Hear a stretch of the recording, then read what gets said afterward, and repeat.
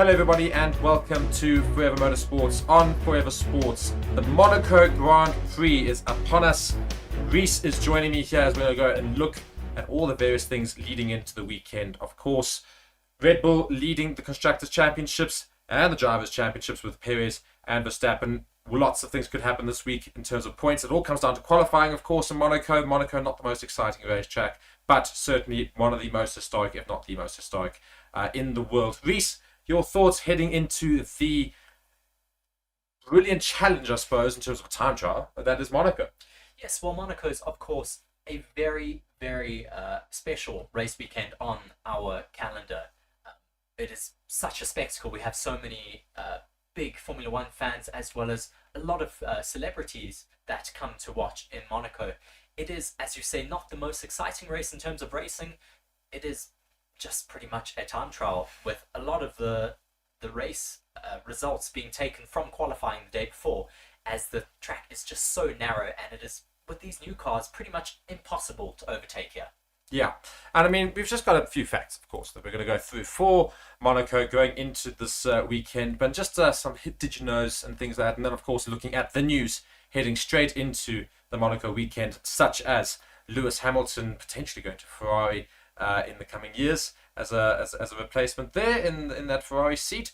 We're looking at the Mercedes upgrades, of course, that are going into this weekend. So that's the big news, of course. And yeah, it's just some other small news items that have also happened. Not much else has really happened, but otherwise looking at what could potentially go down this weekend in the streets of Monaco. So Reese, just run us through here, the Masters of Monaco. Yes, of course. We see just such incredible performances here from those outstanding drivers that we have in Formula One history, with the likes of Ayrton Senna, who famously burst onto the Formula One scene with a storming performance in the rain-soaked 1984 Monaco Grand Prix, and currently holds the record for the most wins at Monaco, with 6 race wins here, including 5 consecutive victories between 1989 and 1993.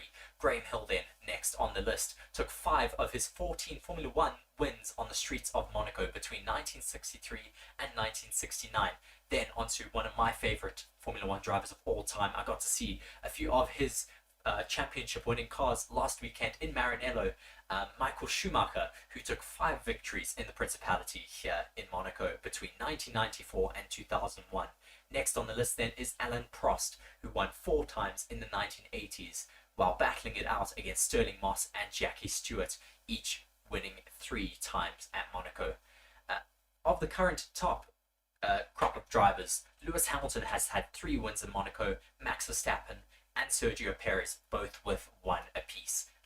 Yes, and the interesting thing is Red Bull don't actually, for all that's got those 2 there now, Red Bull don't have a very good history at Monaco at all. Actually, they do. Red Bull have really done well in the last few years. They won with... Yes, recently, yes. Well, they've won with Mark Webber, they've won with Daniel Ricciardo, Max Verstappen and Sergio Perez. They seem to like it here. They have a massive barge that they also bring in from one of the towns nearby. They have to bring it in over the sea, of course, because Monaco is so tight. And they have a massive big Red Bull energy station where they bring a lot of their celebrities and sponsored athletes to come and watch the Monaco Grand Prix. So Monaco, of course, looking to be Red Bull's, what would it be, 5th victory because of the cancelled Imola. I'm just trying to remember now. Imola, of course, getting cancelled last week, so we're going to have the first bit of Grand Prix racing for a little while, because we haven't had a Grand Prix for a long time. Lots of floods, of course, not too far away from Monaco, obviously in the outskirts of Italy, and Imola around about there. Reese will know very well. Unfortunately, it was supposed to be a time when Reese was going to be on the ground at Imola. Nonetheless, that'll happen soon. I'm sure we'll get another opportunity to go and see live Grand Prix racing. But going back onto the Monaco Grand Prix, and did you know? Just a couple of these. I'm going to read out just a few of them, just some interesting things. So yeah, Jim Clark took pole at Monaco 4 times, yet he never claimed victory at the track. And another one here, more recently, in 2018, Charles Leclerc became the first Monegasque driver to compete in their home race since Olivier Beretta in 1994. After 3 failed attempts, Leclerc finally reached the checkered flag on home soil for the first time in 2022. Of course, lots of eyes will be on the Monegasque of Charles Leclerc, who's been seen driving around in his Ferrari in the streets of Monaco this week leading up to his home Grand Prix. Could he perhaps pull something off for Ferrari? Of course, Ferrari have had some decent qualifiers so far this season, and Monaco's all down to qualifying. So maybe Charles Leclerc could get a decent qualifying time in. Yes, he will certainly have to fight it out with Fernando Alonso and Max Verstappen, and of course Sergio Perez, who is the king of the street circuits so far this year. Lots of talk, though, going into this race weekend from Fernando Alonso, who seems quite confident with the Aston Martin's performance. I wonder if they are also bringing some upgrades this race weekend with the likes of Mercedes. Yeah, I'm certainly hoping to see a very good performance from Aston Martin. I think, funny enough, this might be a weekend where the points are really quite scattered throughout the bunch, because if Red Bull don't qualify 1 and 2, they're not going to finish 1 and 2, I don't think. Not unless everybody ahead of them that happens to have finished higher manages to crash out in the race, because it's so unlikely that you'd be overtaken in Monaco. You'd have to do really well to get overtaken, essentially. The only way we've really seen drivers able to make overtakes, it's not even on track. You have to do it with your strategy. Yes, with your pits. I mean, we've seen it in the past with the Red Bulls and the Ferraris, where the Red Bulls just caught the Ferraris out and were able to leapfrog them in the pits. But we'll have to see what happens this race weekend. There is also a lot of rain scheduled, so we could have another very, very exciting race on our hands here in Monaco. Yeah, and going back to the whole overtake story, of course, one of the only ways you can overtake is undercutting through the pits and through strategy like that. But if you do get held up behind other drivers, you can't go quicker, and that could lose you time in terms of trying to overtake those people in the pits. So even though Red Bull might be aiming for that sort of strategy, if they should not finish 1 and 2, they're going to have to try and get around people to make up time. And if they get stuck behind slower cars, then they're going to be stuck behind slower cars. I mean, never mind slower cars. We've seen in the past in Rasgas where I think it may have been Pascal Wehrlein in the Sauber who managed to lose it and just completely block the entire road, and everyone had to stop behind him. They were not able to get past at all. I mean, if that happens and you're racing against P1 and you get caught by that marker like that, that can completely ruin your race if you do not get a safety car. Yeah, I mean, it's just a ridiculous thing in Monaco. And just going on to more ridiculousness, just a couple more facts for you as well. The hairpin, of course, the very famous hairpin there in Monaco, is the slowest corner in the F1 calendar, taken at just 48 kilometers an hour. That's what me, you, and everybody at home drive at. The corner has had a number of names through the years. Originally the station hairpin, and then the Lowe's hairpin. It's now named after the hotel which sits on its outside of the track, the Fairmont. And of course, just another little fact for you here. McLaren have led more laps on the Monaco Grand Prix than any other team. Don't know if we'll see them leading any laps of this race again. They've completed 916 laps in the lead. Michael Schumacher is the driver to have led more laps here than any other driver, having led 435 laps over the course of his career. Insane, that. And just one more little fact for you here. 82 different drivers have stood on the Monaco Grand Prix podium over the past 70 years. Ayrton Senna took the most top 3 finishes, 8 in total, while Sebastian Vettel and Lewis Hamilton each finished in the top 3 at Monaco 7 times. Yes, such an amazing track, of course, to watch. Unfortunately, the racing is not so great. I mean, I think we certainly need to bring some changes in the sport to allow racing to be a bit closer on street circuits like this. Yeah. Because these current cars are just so wide and so long, it just does not promote any close racing at all. And if you try to make an overtake here, I think both cars will pretty much end up in the wall. Yeah, it's the cars are too big, unfortunately. That's the problem with Monaco and a lot of street circuits, some of them. The cars now are huge, and that's the problem, is that there's no space to now overtake. But moving on to a couple of changes that have happened this year with regards to Monaco, is that F1 has stopped the Thursday practice at Monaco Grand Prix. And if you'll know, and if you've been watching Formula One, Monaco usually has the first practice on a Thursday to then break on the Friday before continuing on the Saturday and the Sunday. And here is why they have stopped the practices taking place on the Thursday. Otherwise, that would have been today. Formula One so it says, until the changes made last year, drivers would have tackled the challenging twists and turns of the Principality on Thursday before taking off. The tradition is no more. The Ascension Day is the reason. I think the Monaco Grand Prix traditionally coincides with the Monegasque Ascension Day bank holiday. The holiday falls on the Friday of the event, so F1 has historically paused operations to mark the day, allowing local traffic to pass through the Principality streets with relative ease, whilst local businesses were able to use the break to restock before what would be a hectic weekend period. But for 2022 and 2023 now, F1 took the decision to remove the break day and revert to a more familiar 3-day weekend schedule. So quite interesting the fact that Monaco themselves have a bank holiday, or the alternative, a national holiday race weekend for the Grand Prix weekend almost, because it literally falls on the Friday of the F1 event. It's scheduled in any certain time. It's when the F1 is, and that just tells you how important Formula One is for Monaco. Yes, just before we move on to the next article, just another fact that I saw that we had historically we've had Monaco have been in charge of all of the production as well as the direction of the footage for the Formula One race weekend. But this year, Formula One have decided to take back that from Monaco. Thank goodness, because often in the past we've seen terrible directing. Often we see there's a battle for the front, and then we go and see Lance Stroll at the back. I mean, really. So it's quite a welcome change for sure that we are going to have Formula One taking over directorship for the Formula One Monaco Grand Prix race weekend.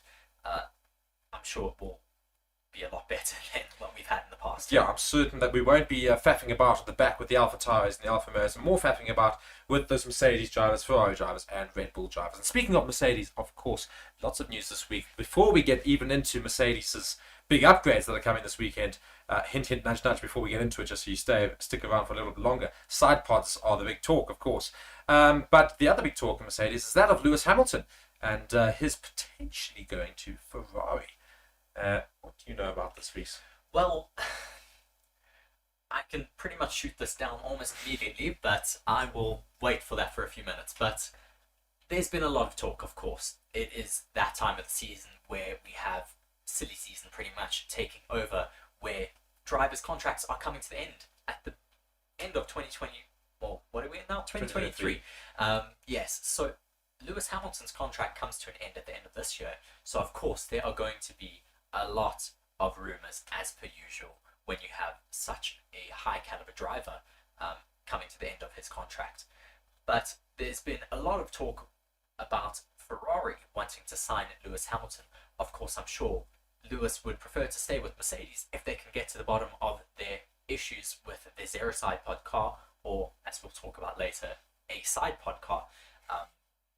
But the biggest part of the rumours of him going to Ferrari is the fact that they are reportedly going to offer him £40 million a year to race in the red Ferrari seat. Yeah, I mean, it's I know it's all ridiculous talk, but at the end of the day, it's not abnormal for Ferrari to go and do this sort of thing, because we have seen Ferrari go and get great drivers near the end of their careers to come in and fill that spot. We saw that with Sebastian Vettel, of course, and the likes of, yes, Michael Schumacher wasn't at the end of his career, but was certainly there for many, many, many years. And they went and got back Kimi Raikkonen again as well, after having a great season, great couple of seasons with them prior to that, many years before that. So they're not adverse to going and getting a seasoned professional back in for a couple of seasons. So it wouldn't be unlike Ferrari. It certainly worked for them in the past with Michael Schumacher. Of course, he wasn't as seasoned back then, but he was in Benetton. He won his first championship with them. He could have stayed on and won more championships with them, but Michael decided to go across to Ferrari and give himself a bit of a challenge. Maybe that is what Hamilton is looking for at the moment. A bit of a challenge to build up a team from not necessarily race wins. I mean, Ferrari are able to win races, but maybe just to structure the team a bit better and allow them to, for him to tell them where they need to make changes. Of course, they've got Fred Vasseur, their new team principal, who has come out already and said all of this is just as it seems. It's just rumours. They haven't had any contract talks with Hamilton or his management so far. But as we know in Formula One, where there's smoke, there's often fire. Yes, I know. And the good thing is that a lot of these stories, a lot of them gibberish and rubbish and a lot of that stuff. But sometimes, as we says, if there's smoke, there's fire sometimes. And I would not be surprised as well, because of course team principals are never going to go out and say, yes, of course we are going after Lewis Hamilton and things like that. So I doubt very much they are. But you'd be stupid not to take a dig at getting Hamilton in your seat. He is a seasoned professional with 7 world championships. I'm sure every team on the grid would love to have him. Whether they could afford them, though, that is the question. Yeah. And of course, now we move to the next little piece of information. That is, of course, the amazing thing. So I've just got a little bit of the image right ahead of my face here, which is quite funny. But I'm just going to move that ahead of myself. There we go. Look at that.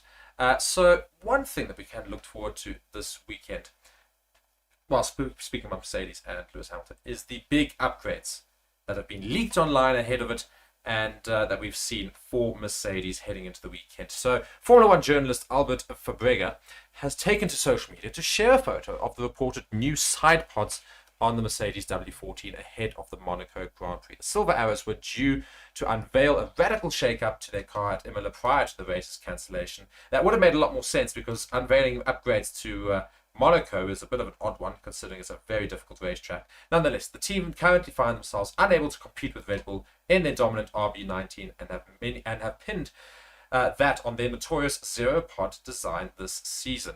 And big news of the week is the fact that they no longer have zero pods. Well, it is a bit deeper than just the side pods. I've been, of course, going into it quite a lot today. I am putting together a technical analysis video for all of you guys, and that shall be up hopefully shortly this race weekend.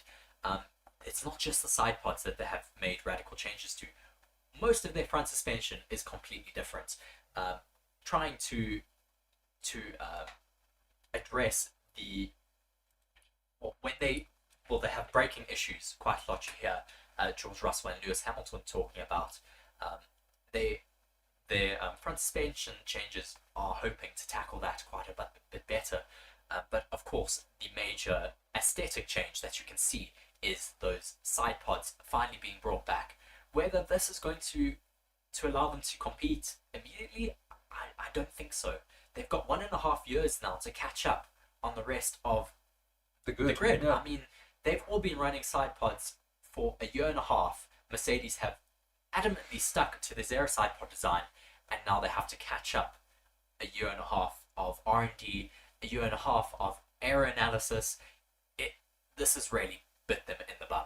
Yeah, I mean, just to go further on and furthering on from what Reese is saying, bring a significant upgrade package like the one that we're talking about to the narrow street circuit of Monaco is really quite risky. Of course, Monaco being one of the most difficult tracks to race for all these drivers, and so tight, likelihood of putting their car into the wall quite highly likely. And when you're running upgrades, you don't really want to be doing any sort of repairs and having to do damage limitation, because you're wanting to see how the car can get around. And also, you're not really going to get a good idea of how well the upgrades have managed to work, because it's not a normal track. It is such a slow street circuit as well. Of course, as you said earlier, it has the slowest corner on the Formula 1 calendar, which means that if they're trying to do any aerodynamic analysis, you're not going to get very good data from it, because you don't have any long straights to get some good fluid dynamics testing where they paint those cars in those high-vis paints, which allow them to see how the air flows down their car.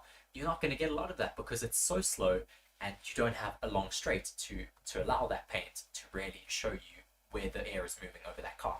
No, as I said, so lots of things to go and talk about, and of course, as Reece says, he's going to be doing a deep dive into all of those changes for the weekend. But could this potentially put Mercedes back into the question of future races? Who knows?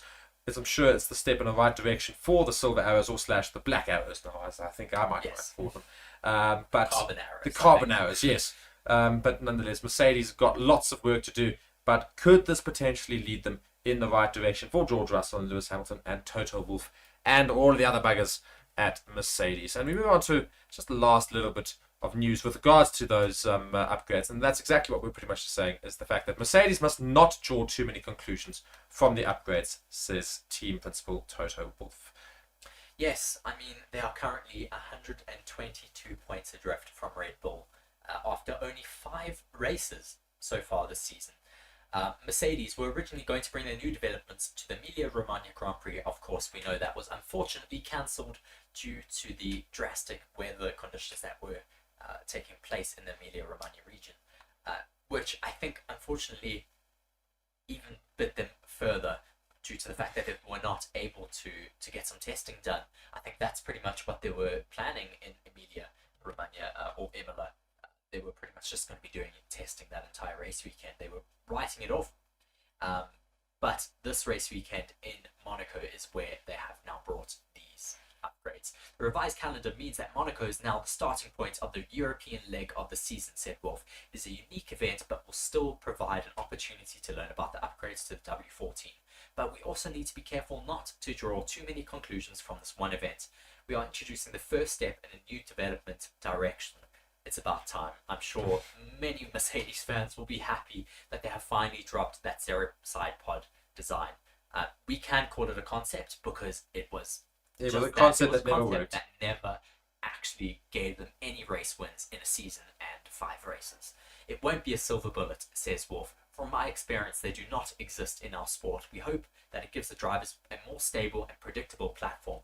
Once again, going onto that front suspension, it should give them a lot more stability in braking as well as turning. We hope that it gives the drivers a more stable and predictable, as I said, then we can build on that in the weeks and months ahead. Formula One is tough. It's a competition that does not allow mediocrity. We are not where we want to be, but there's no sense of entitlement. It's just about hard work to get us to the front. And unfortunately, Mercedes has a lot of hard work ahead of them in the next, I think for the rest of the season, really, we're not going to see them challenging for the front. They may now really fall to the midfield with these upgrades until they get to grips with it. Or they could suddenly find themselves right at the front after qualifying, and it'll be the most hilarious thing in the world. I would be extremely, extremely surprised. Of course, it's 0.00001% chance, but perhaps, maybe, I'm going to do this for all the Merc fans who are so desperate to see their team get back into winning position. Maybe this is the upgrade they always needed, and that car's going to be suddenly quicker than that Red Bull. I mean, the only data they have at all on side pods is from Spain testing in early 2021. That is it. They have, I think, 2 days worth of data on that from when they were still hiding their zero side pods concept. And that's it. I mean, they have really, really found themselves on the back foot here.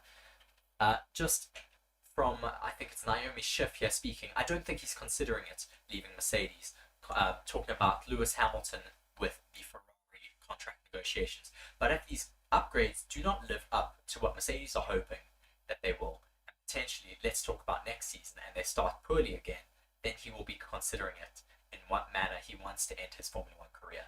Of course, that is, I mean, you have to give it to Hamilton. He has had a stellar career up until this point. You don't want to end up finishing your career being in the back. I mean, you want to be still challenging for races. Last year was his first season in Formula One where he hasn't won a race. I mean, he will be fuming about that, I'm sure. Yeah.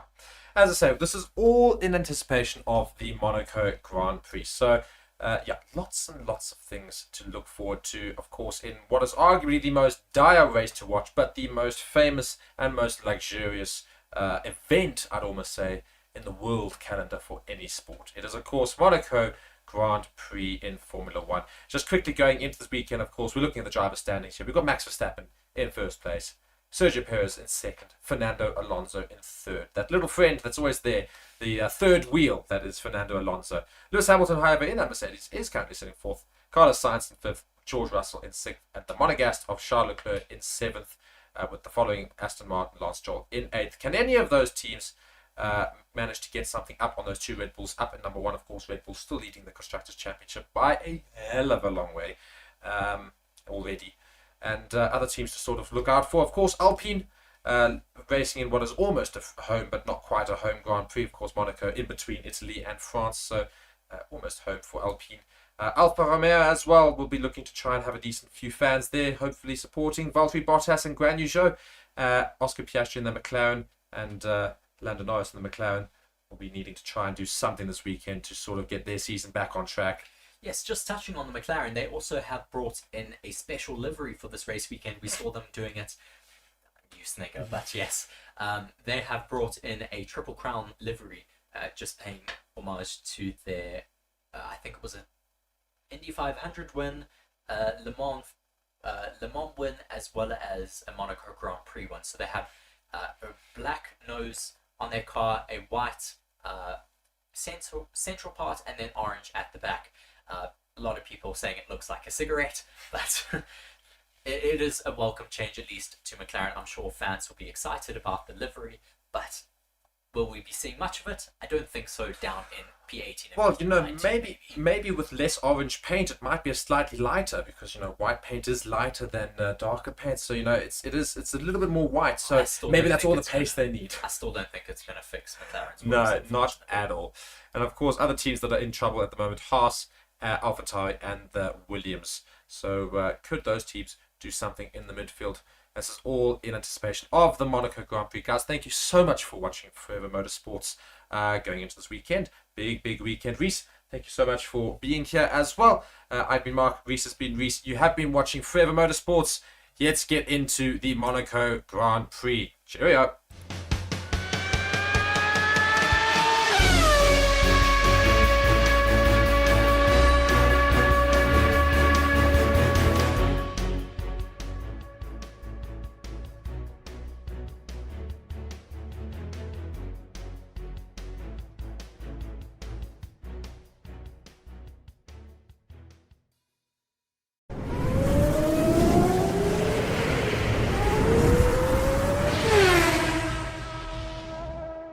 Hello everybody and welcome to Forever Motorsports on Forever Sports. Today's guide on how to watch the 2023 Formula One season, which kicks off this weekend. The Bahrain Grand Prix will officially get the season underway, and there is just so much action between now and about November when the season will come to an end.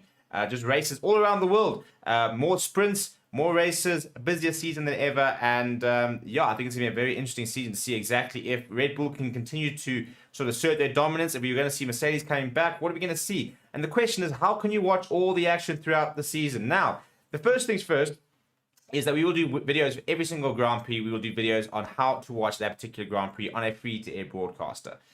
Which means that as long as you subscribe to the channel and you monitor us, you'll be able to sort of find out how to watch every single race on a free-to-air broadcaster. And so make sure you subscribe to the channel for that. Now, to be able to do that, though, however, there are very different broadcasters from around the world.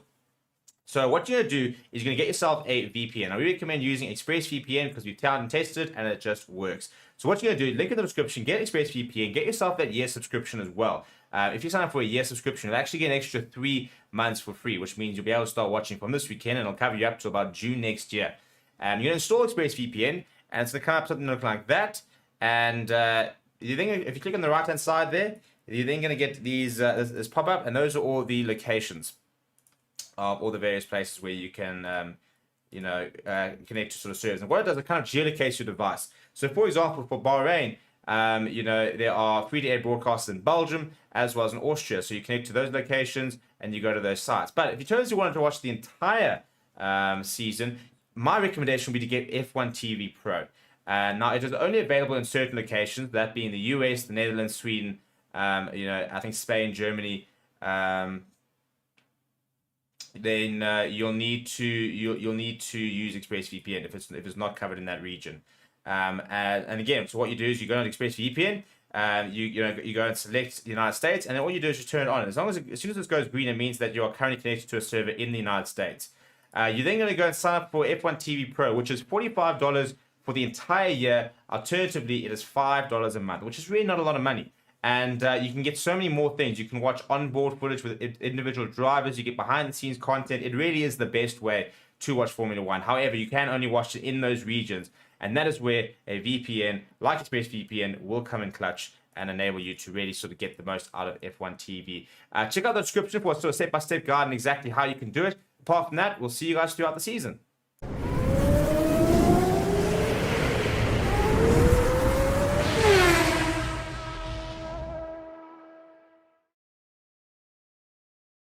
Whatever the game's giving me, that's what we're doing. Yeah. Problem is Reese is going to try and take me to the first corner. Damn right. Oh my word, that was a quick start. No, I wasn't either.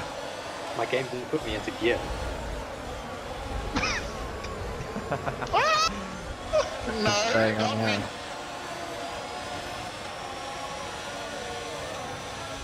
Oh my god, all the cars are making this so difficult. I can just imagine the carnage behind me. Oh, it's disaster back here. Oh, where was that? Again, dodging my way up the field, yeah. I've got. Oh god, I got a caution. Probably you're gonna get penalties for doing so. That's the problem with it. Yeah. First. Like William Nicol on a 7:30 a.m. Have I got a corner cutting thing when I was bounced off the wall? Honestly, this game.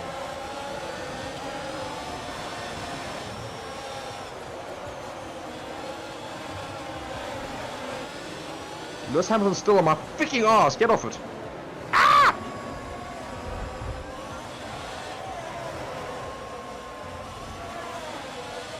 Oh, fuck.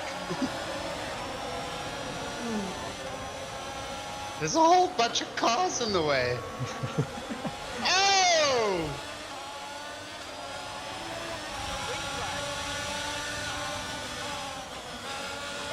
Now lost. Ah!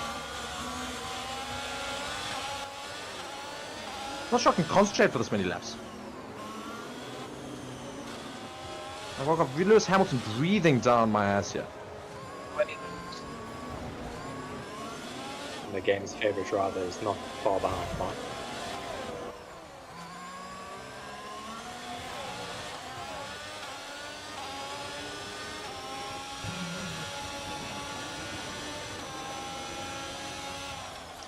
Spat out, so now I'm like miles behind everyone. Second last. Oh, that's a wall.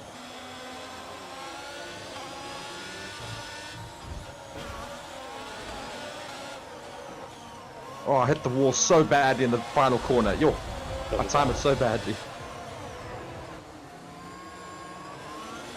DRS enabled. God, who uses DRS in this track?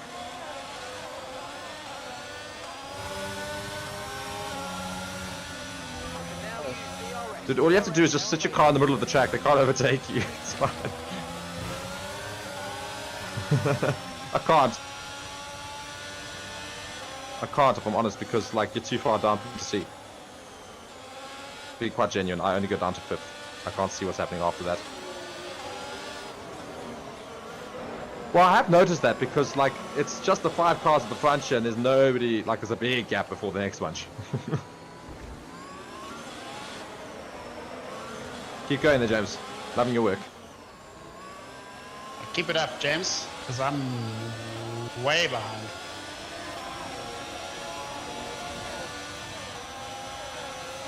Wall.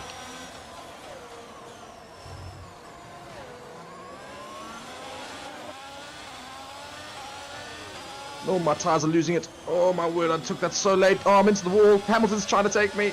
Get away. I'm into the wall again. I'm in the wall again. Hamilton still can't get past me.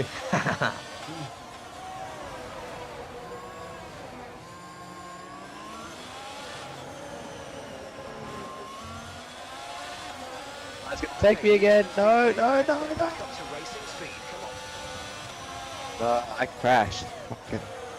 Oh god, these walls are hard.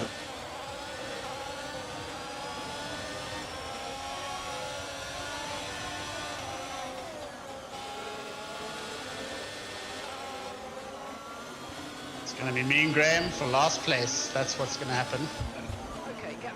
Maybe James if he fucks up enough. The only way you overtake here is if you pit early. I would pit early personally. I've made an overtake. Yes, Reese, that's I got you. fast to know that. I've got traction control on. I'm struggling here today.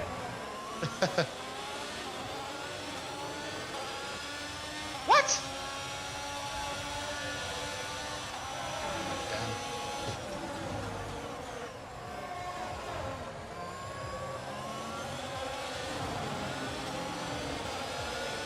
Mark, I need you to back up Hamilton for me.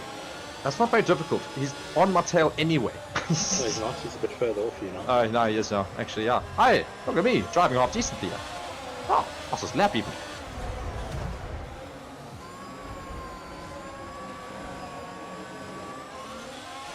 Oh shit! What's going on over here? Oh, Oh, Jazz losing all his positions now. Graham. That was cheeky. That was cheeky. Can't overtake. You can't overtake on a yellow flag.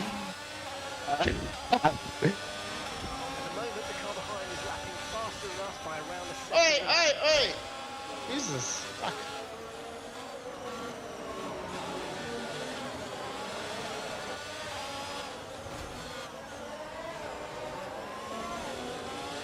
Shit.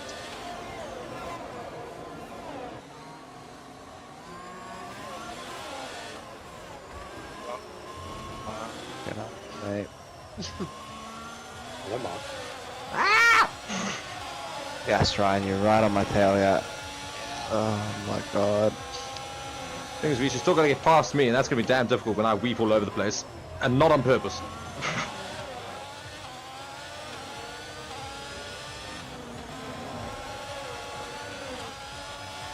You. Guys. I'm not gonna apologize for that.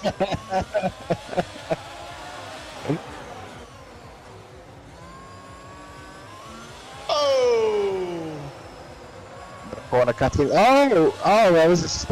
That was good. Not gonna lie, that was good. Oh no! He's behind me. He's hit me.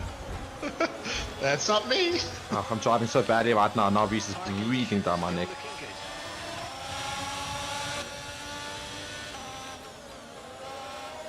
One of the cars will go out. Oh, what? Oh. I already got penalties, so. What's up, Jeff? Well, Ow.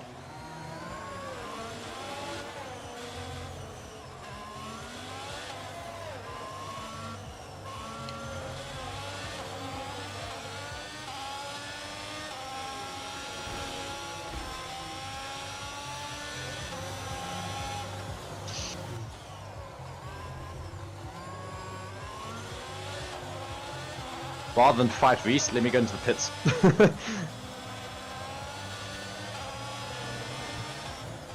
I'm in the pits. my bad.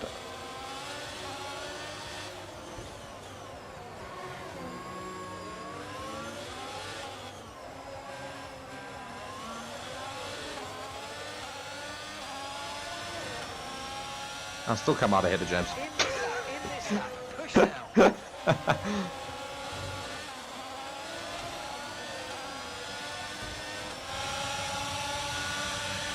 Out.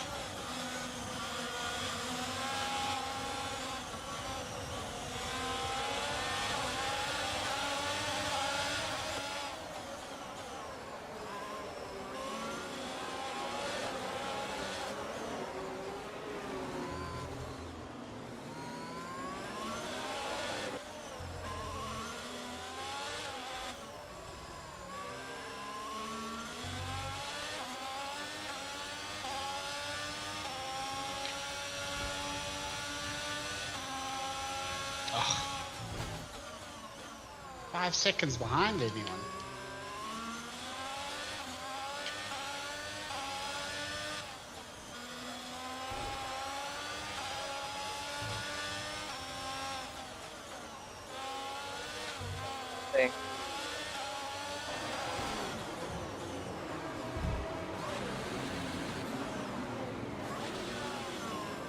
James is dropping very quickly.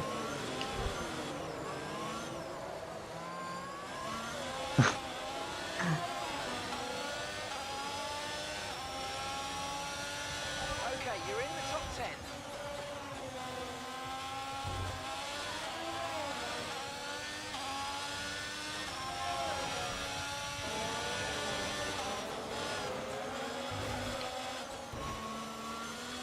Oh shit. Come on, me.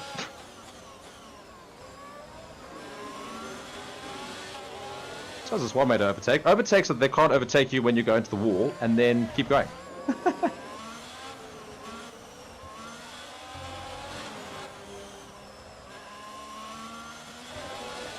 I feel like Reese with traction control is loving life right now. No, I'm still struggling. He says in first. Joystick button keeps moving. What? Did you get a penalty? I've got one.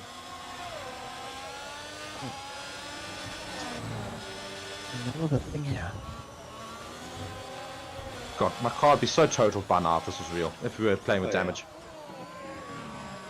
How long did your pit stop Oh, shit. Not too long.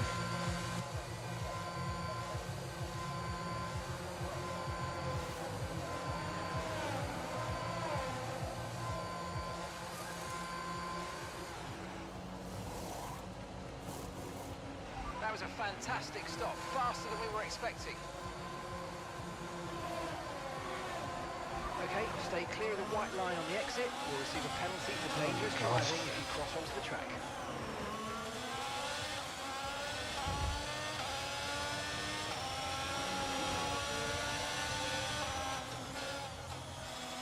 I'm behind you.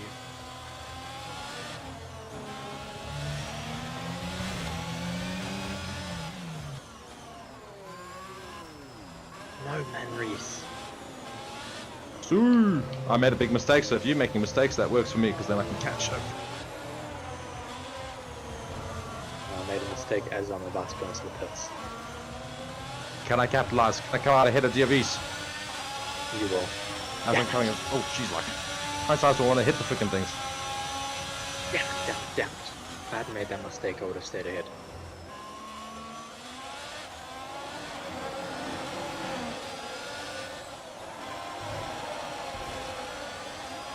Oh, come on. Now I've got 6 seconds worth of penalties. Honestly, this game is so stupid. What'd you do? Just take the corner too early. I think I slightly cut the pit exit line. Yes, Jeff, shut up, I've seen it already. His name's not Jeff. It is to me. You're losing 2 seconds a lap to the car behind. 2 seconds.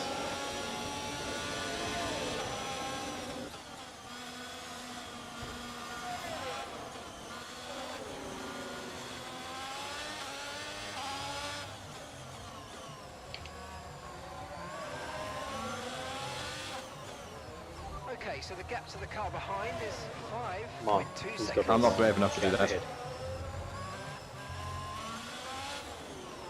Oh, jeez, like, I've just properly lost my tyre there, basically. It's right on my tail. May I?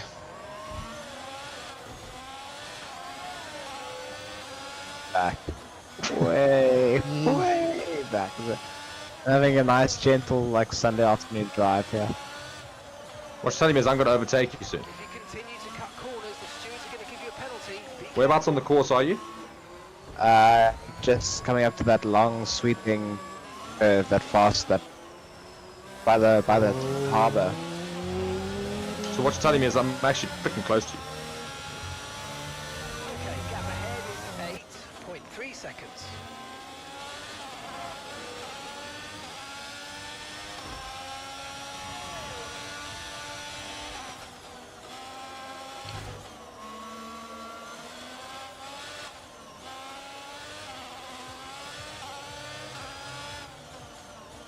Rubbish.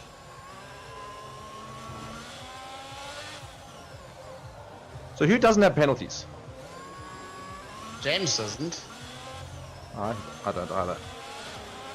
I think it's only me and Reese. Graham, do you have penalties? I don't think so. Yeah. Well, next to your name it would have the extra points. It would have the extra seconds next to your name. Yeah, I don't.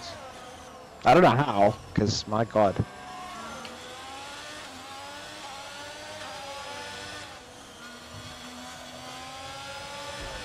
Oh, shit. Ow.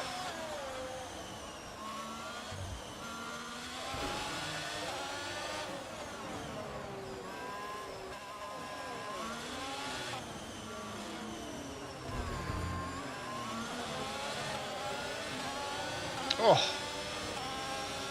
Okay, If it makes you feel better, the top of this controller's thing is just come off completely. Oh, it hurts so much. I should have 3-second timetable for that. Ow. Ow. Press Ow. pause The on whole thing came AI off. drive and pop the thing back on. Ow, ow, ow, ow, ow, ow, ow, ow. Yeah, I'm going to. Just want to finish this lap.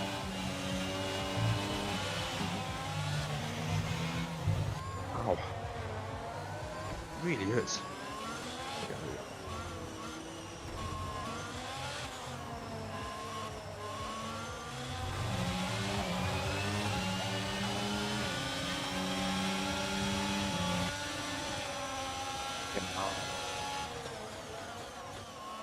No, this thing's disintegrating.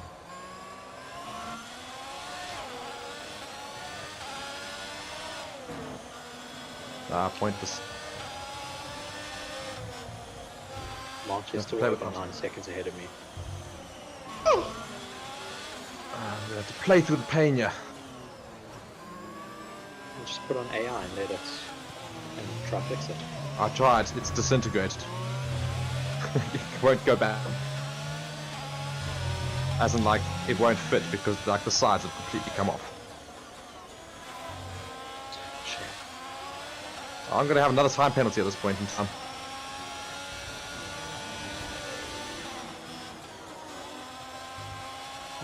I can't keep my finger on it the whole time, it hurts. Yes.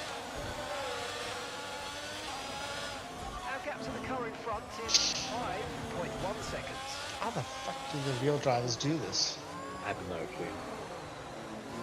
It's hard enough in the virtual world.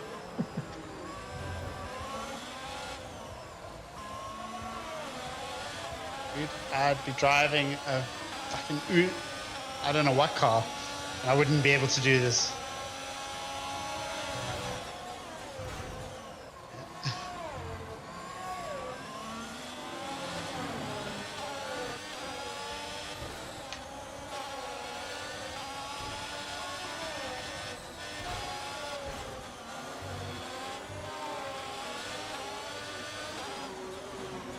It's like bowling when you got the rails up. Yeah.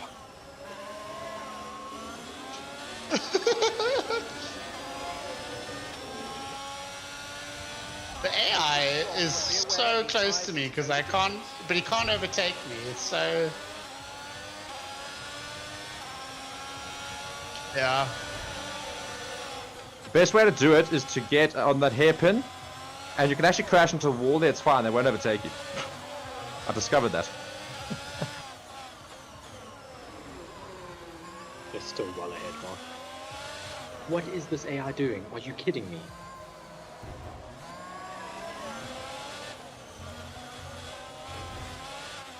Yeah, shut up, Jeff. Now you've caused me to go in the bloody wall. You remind me of Pie Face. Shut up, Jeff! Yeah, I'm down in 6 now. Said Alright, you're technically second, that's where you are.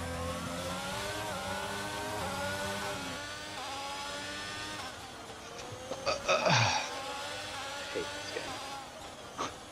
So I only have corners on, and I can see the race line the whole time. Yeah, much because it's all a corner.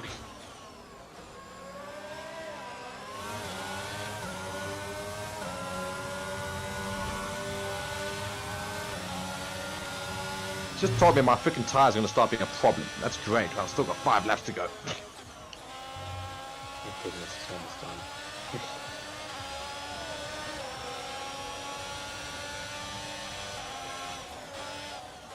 Should we force it? I'm Let's trying. force the safety car out of the end.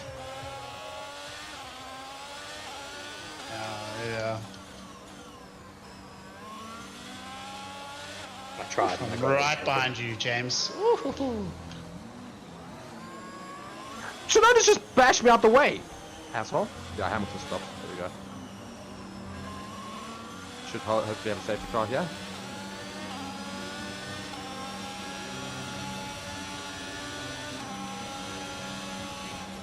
At this point in time, Tsunoda's just getting away from me. No! Stop it. I committed, but it didn't work. Bad idea.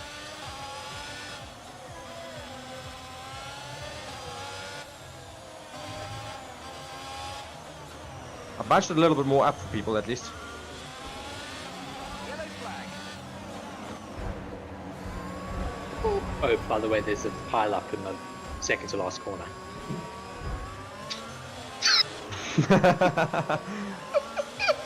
No, I just gotta get 3 seconds ahead.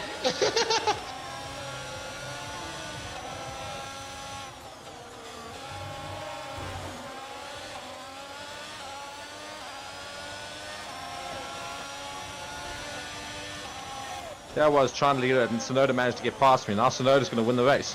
Asshole. Okay, that's us with 5 laps of fuel remaining. 5 laps of fuel left. Yeah, you try to cut me off.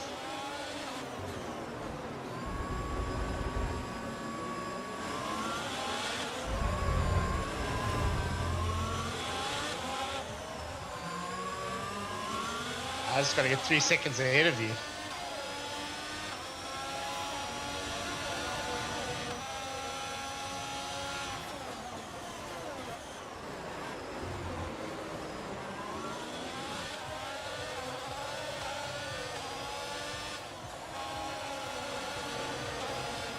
Okay, gap to the car ahead is 2.3 I think there's seconds. 3 laps left. Josh. What? Okay, clear. Yeah, I went around it.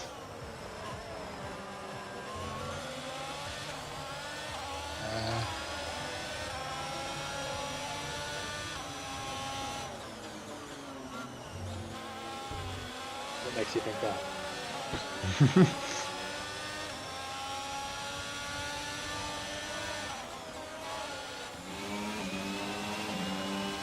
Valtteri Bottas out the session. It's maybe a safety car. Yeah, but point is now.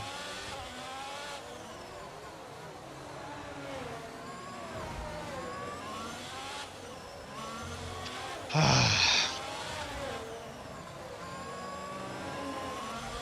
be aware, the grip levels are going to start falling away soon.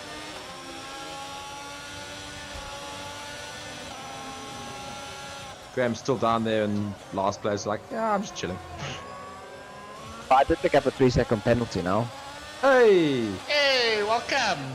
Hey! Welcome to the club, yeah. You're just starting. Monaco's Now a how you not beautiful got a place. penalty? Like, you should have the most penalties out of all us.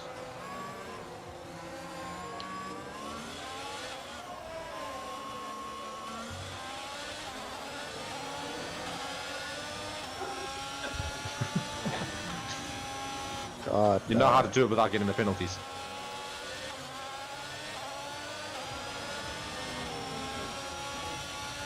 Teach me your ways, please, James.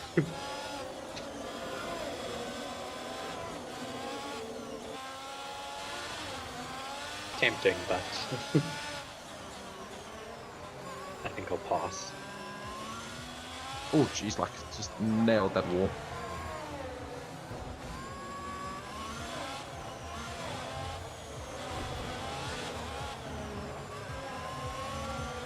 Right, we've got enough fuel for 3 more laps.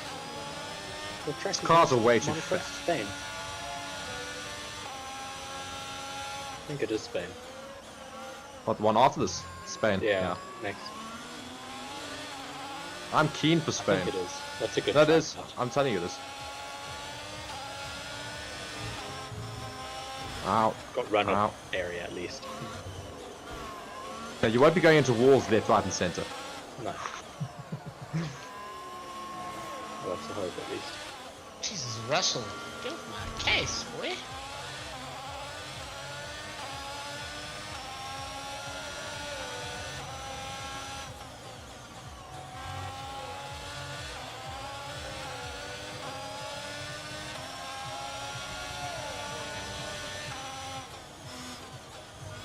Oh, great, my tires have just come up now and they've thrown me off because it's saying my tires are really bad.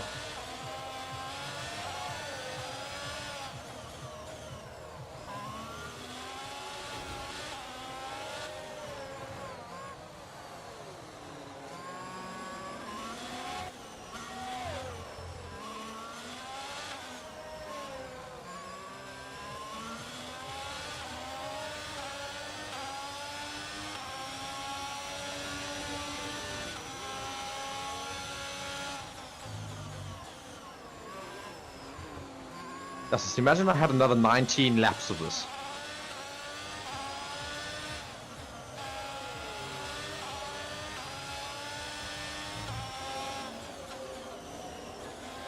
Oh no! Oh no! Has he stuffed it up on the last lap? Russell. Now I need to fucking leg. Okay, this is the final lap. Final lap of the race.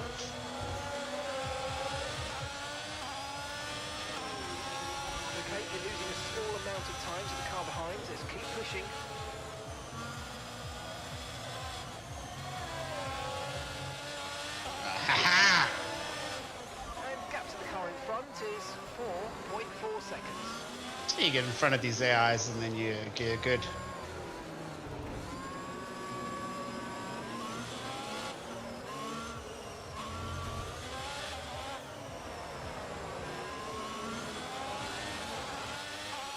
Oh Always my great word. when you have your cleanest lap on the last lap.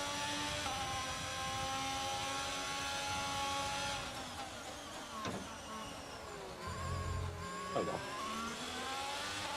I Or don't think does I've he- done a clean lap.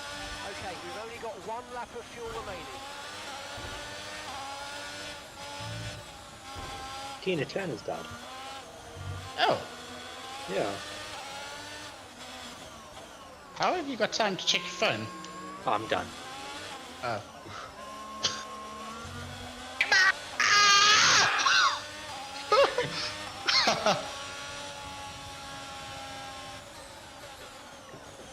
Yes!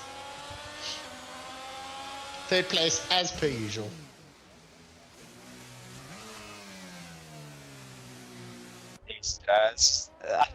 Crash, like, there's one corner that's got me like fucking almost every fucking lap. Oh god. Oh, dismal. Dismal. I hate this track. That's a stupid track. It's absolutely horrific. Well done, James. Driver of the day. How does he get driver of the day? He Does he- finished. He finished above. He started above me, and then I finished ahead of him.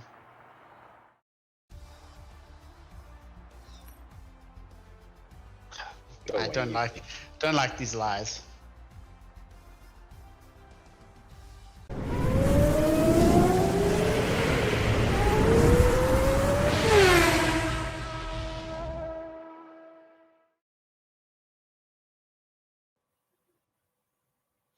Hello and welcome to Forever Motorsports on Forever Sports. Just coming at you after the first practice session in Monaco. Quite an interesting session that we had with a lot of testing going on. Of course, the Mercedes bring major upgrades this race weekend, as well as a few small upgrades from other teams with the likes of McLaren and Haas, as well as Williams, who have brought a new rear wing here in Monaco.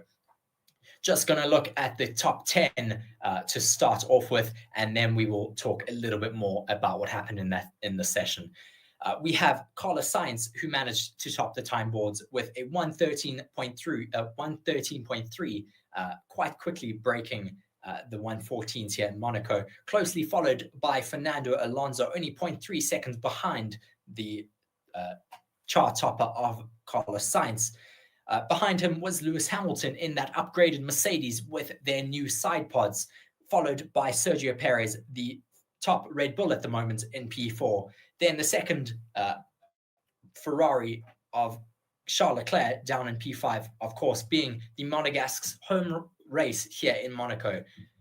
Max Verstappen then down in P6, Lando Norris in the slightly upgraded McLaren in P7, Esteban Ocon in P8, Lance Stroll, the second Aston Martin, all the way down in P9. Quite a bit of a difference between the two Aston Martin teammates, with Fernando Alonso being in P2 and Lance Stroll down in P9. And then all the way down in P10, we have Alex Albon, who had quite a good session up until the very last 2 minutes, where he managed to completely shunt his car. And it is a bit of an unknown at the moment whether he is even able to get into practice 2 due to the amount of damage that he has caused to his car, breaking both the front left as well as the rear left, which could cause a gearbox change to have to happen in that Williams garage. So quite a lot of work for the Williams mechanics to do between this first practice and second practice session. Then moving on to the bottom 10, we have Valtteri Bottas down in P11, Kevin Magnussen in 12th, Yuki Tsunoda, who has also been quite a lot of talk with the Honda powertrains moving across to Aston Martin, down in P13, Pierre Gasly in P14 for the Alpines, George Russell in that second Mercedes, not finding as much pace as his teammate Lewis Hamilton down in P15. Nick de Vries in P16, Oscar Piastri down in P17, who also had a bit of a blunder this practice session, not due to his own fault though, but due to his mechanics, doing a practice pit stop and putting on that right rear, I think a little bit too hard and possibly breaking the, I don't know what it was that broke, but he just completely lost drive and had to come back into the pits. Then after Logan Sargent, Guan Yu Zhou, or Zhou Guan Yu rather, down in P19, and Nico Hulkenberg down in P20, also having a bit of a shunt, losing it in turn 10 and hitting his rear left on the wall there. They're completely stripping that tire off of the rim and also just having to nurse his car back into the pits and not getting any more running for the rest of that session. Was quite an interesting session though, with the likes of the Mercedes showing some pace. Well, the Mercedes of Lewis Hamilton, that is. George Russell not seeming to be as comfortable in the upgraded Mercedes as Lewis Hamilton. Lots of upgrades though taking place on the Mercedes with their new side pods, as well as what you can't see as much is those new front suspension stays being mounted quite a lot higher than previously, just to help with a lot of the stability in the stability and drivability of that car. So hopefully we will see Mercedes being able to compete a bit more closely this race weekend. So far, though, it looks like the Ferraris are very competitive this weekend.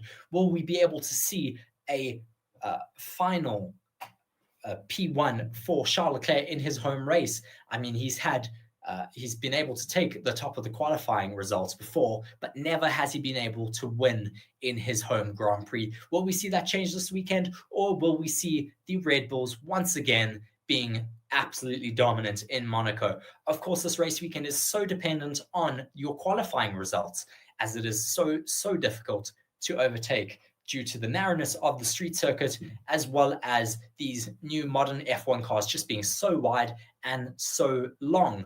But we will have to see what happens in the next qualifying session later today. Certainly going to be keeping our eyes out on that. We hope to see you there alongside with us very soon. But that has been us for Free Practice 1. Thank you very much.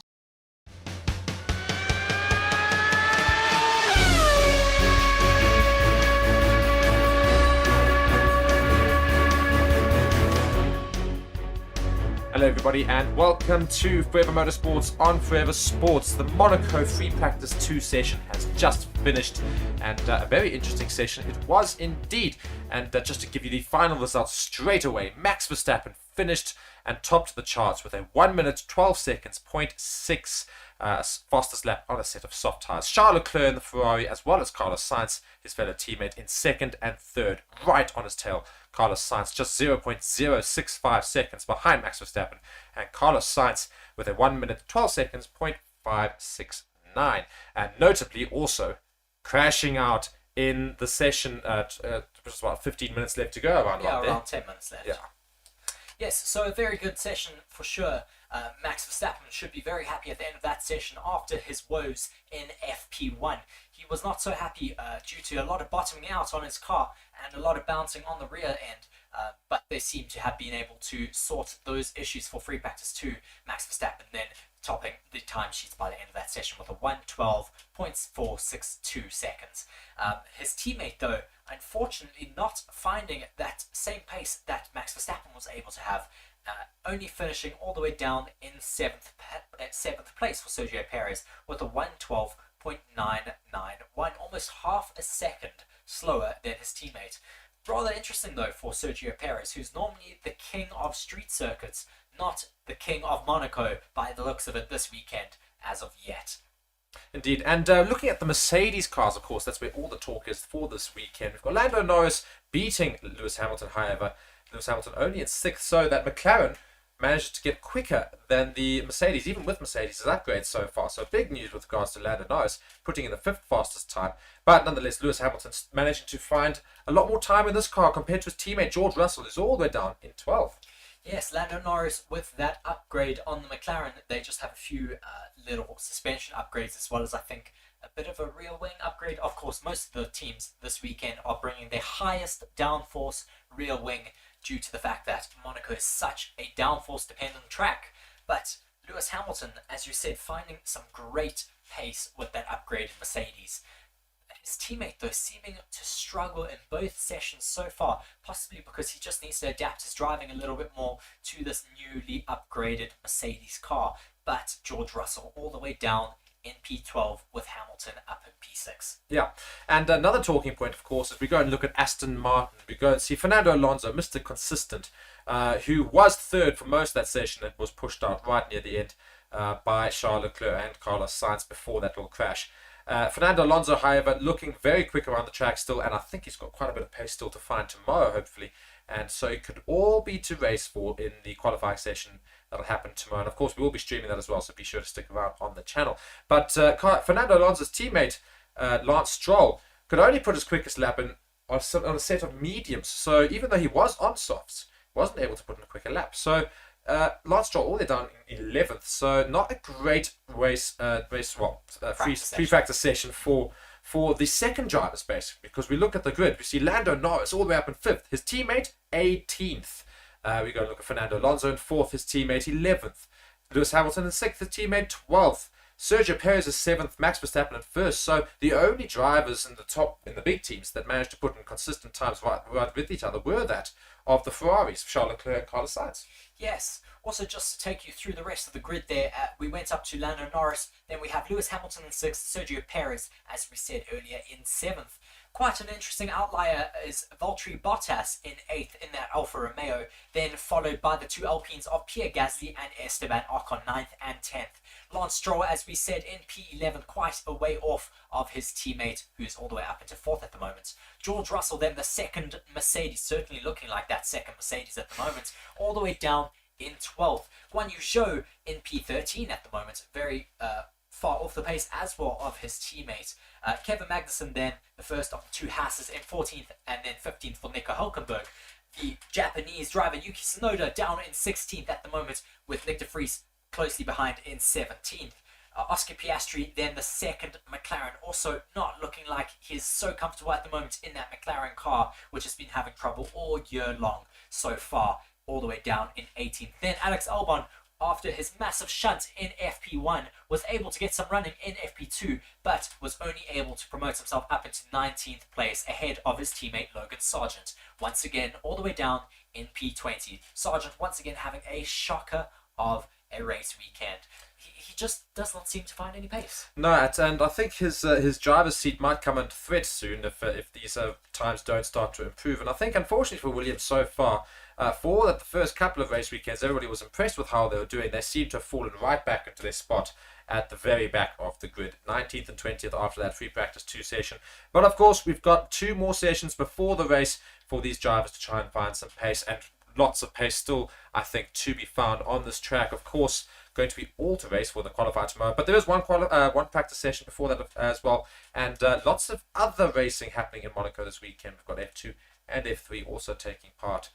So yeah, great way to stick around for the weekend, and be sure to stay on the channel Forever Motorsports, which is going to be found on Forever Sports. Reese, any other final comments from that second practice session?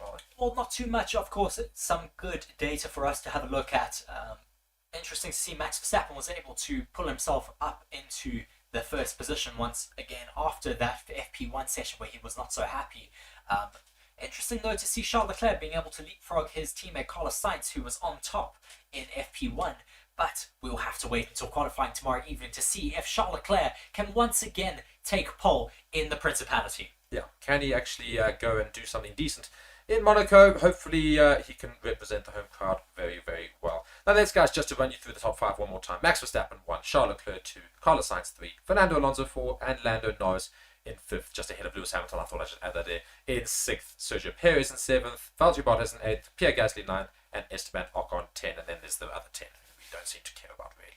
Nonetheless, guys, thank you so much for watching Forever Motorsports on Forever Sports. I have been Mark, Reese has been Reese, and we will of course check you in the next stream. And be sure to stick around the channel, subscribe, and like all of our videos for more content. Thank you guys so much for watching. Goodbye.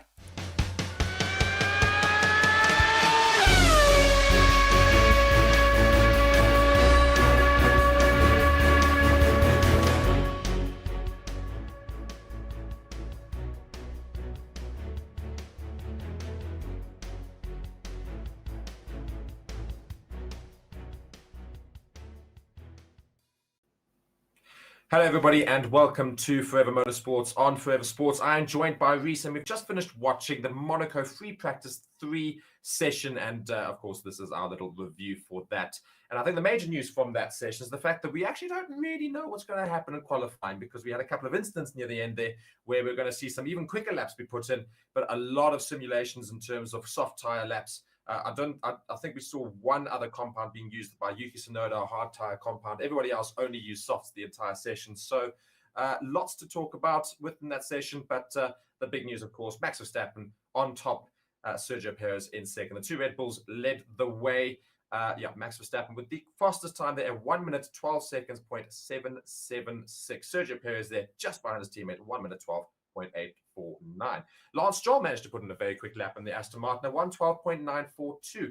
And I think we would have seen some quicker laps from other drivers at the end had it not been for a couple of incidents on the track. We had Kevin Magnussen stop on track due to a fault, and then we had Lewis Hamilton unfortunately going to the wall. Yes, unfortunately, Lewis Hamilton on a hot lap, having set the fastest first sector, just had a massive handoff oversteer into turn, I think it was turn 6, and unfortunately just lost the car, making a correction to try to stop that slide, and just hit the wall and broke his front left suspension. So he was unfortunately out of the session, and that brought a red flag out and ended the session for the day. But we do still have, of course, qualifying later this evening. So will be a very, very interesting session to watch. There's still quite a few unknowns, Mark. I mean, the Ferraris, Carlos Sainz has been quite rapid, but Charles Leclerc is still quite a bit of an unknown. He was not so happy in that first session, and then came in to make some adjustments to his car and never really got to get the full potential out of that because of all the stoppages out on track. Yeah, and as I say, the times are representative of us at a certain point, but we didn't get to see the very fast lap times that would have been put in right at the end of the session. We saw, as I say, Fernando Alonso starting his fast lap after having a little bit of an issue there, and he managed to get himself a first purple sector in sector 1 there, and he was going, and then unfortunately the yellow virtual safety car was called, and then he went again, and then the red flag was called. And so I think there are a whole lot of drivers that could have got some faster laps, but nonetheless, we're going to go from the back there. You can just see it on the screen. The Nick de Vries all the way down into 20th, almost very came close to coming into the wall, just like Alex Albon did in the first session. Oscar Piastri down in 19th, also really not great for either of the amateur drivers there. Alexander Albon in 18th, Logan Sargent 17th. The Williams really not finding too much pace. Currently out on track. Zhou Guanyu in 16, Yuki Tsunoda in 15. Fernando Alonso, as I say, could have got much quicker laps there, so don't look at these times too much. He probably would have finished much higher up, currently down in 14th. Nico Hulkenberg in 13, and Kevin Magnussen, as we say, in 12th, but caused the first stoppage in the practice session with about, I think it was 15 minutes to go. Yes, around that. About 15 minutes to go. We had Kevin Magnussen stop on track. He just didn't seem to have any power and had to stop there. Luckily, very close to a little recovery zone, so he could get off. And then finishing off that bottom 10 was George Russell in 11th, who's still struggling to get to grips a little bit with that Mercedes compared to Lewis Hamilton. Yes, well, I don't think he was also able to get in any fast laps, though, at the end due to all of those stoppages out on track.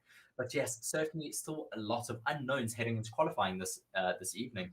I mean, certainly the Ferraris are going to be a bit on the back foot, especially with Charles Leclerc, who, as I said earlier, made those changes and never really got to see if they've worked to help with the bottoming out on his car. It's going to be difficult, though, going into qualifying because, of course, you are stuck with whatever setups you start with in Q1. That is it. From qualifying till the race, you cannot make any more changes to your setup. That's why I say qualifying is going to be very interesting because we didn't get to have those little bits of adjustments right at the end there. And just rounding off that top 10 was Valtteri Bottas, Esteban Ocon, Lewis Hamilton in 8th, Charles Leclerc in 7th, Pierre Gasly in 6th, Lando Norris again, just like he did in P2, finishing in 5th place. So not bad for the McLaren driver. They could pull something out of the hat for that orange team as well. Carlos Sainz in 4th, doing better than Charles Leclerc all weekend so far. Lance Stroll, as I said, a surprise name up in 3rd. We would have thought that'd be Fernando Alonso. But again, all of these times, we not necessarily representative because we didn't get to see the last few laps from all of the drivers who were starting to put in some new purple sectors and new personal bests.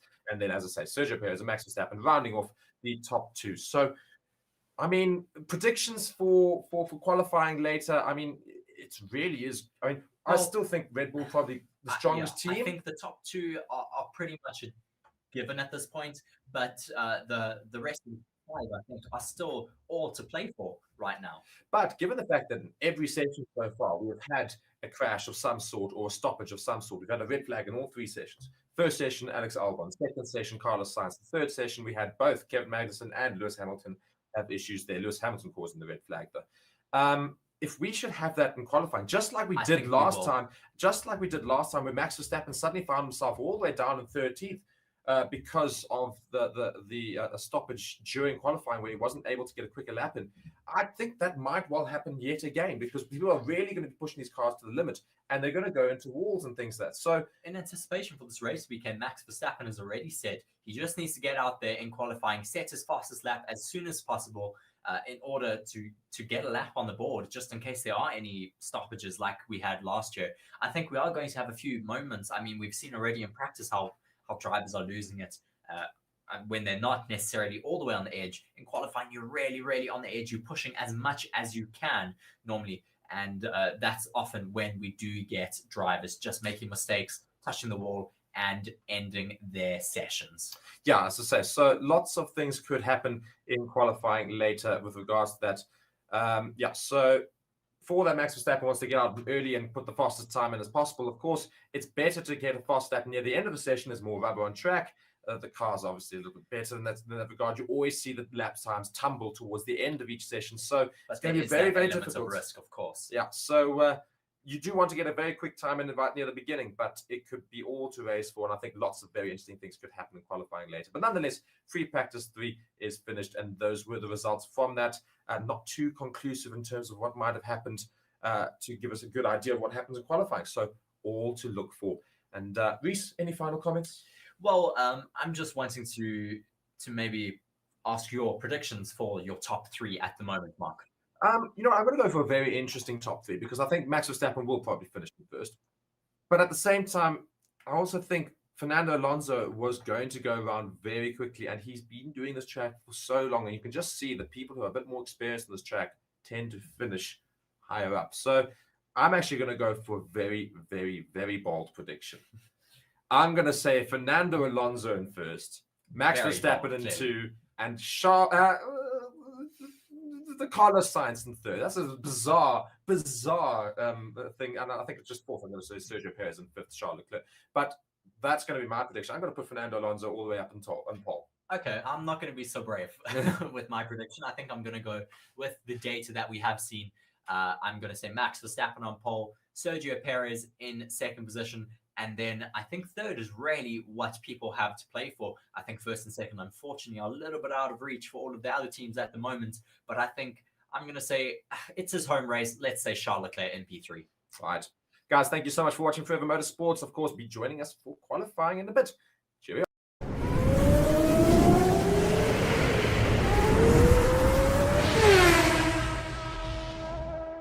Hello everybody and welcome to Forever Motorsports on Forever Sports. Today's guide on how to watch the 2023 Formula One season, which kicks off this weekend. The Bahrain Grand Prix will officially get the season underway, and there is just so much action between now and about November when the season will come to an end.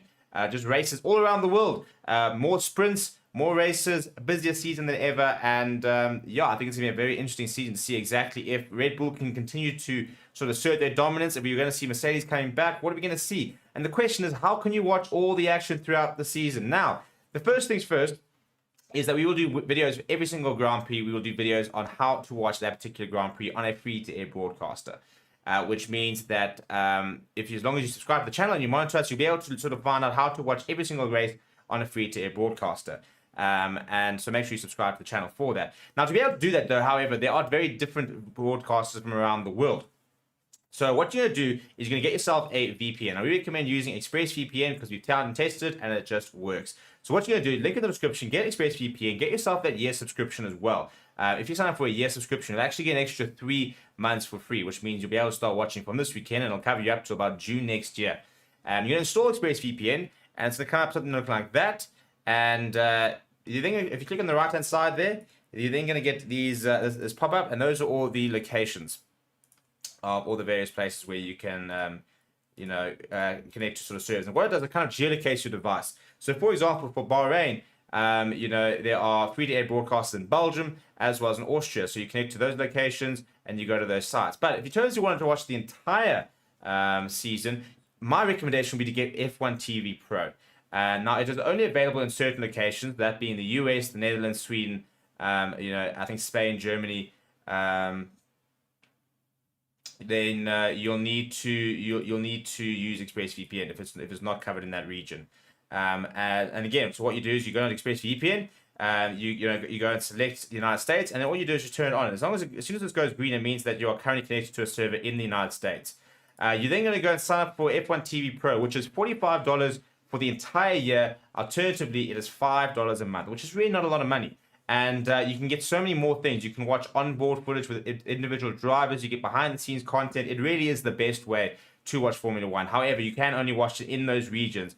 And that is where a VPN, like ExpressVPN, will come in clutch and enable you to really sort of get the most out of F1 TV. Check out the description for a sort of step-by-step guide on exactly how you can do it. Apart from that, we'll see you guys throughout the season.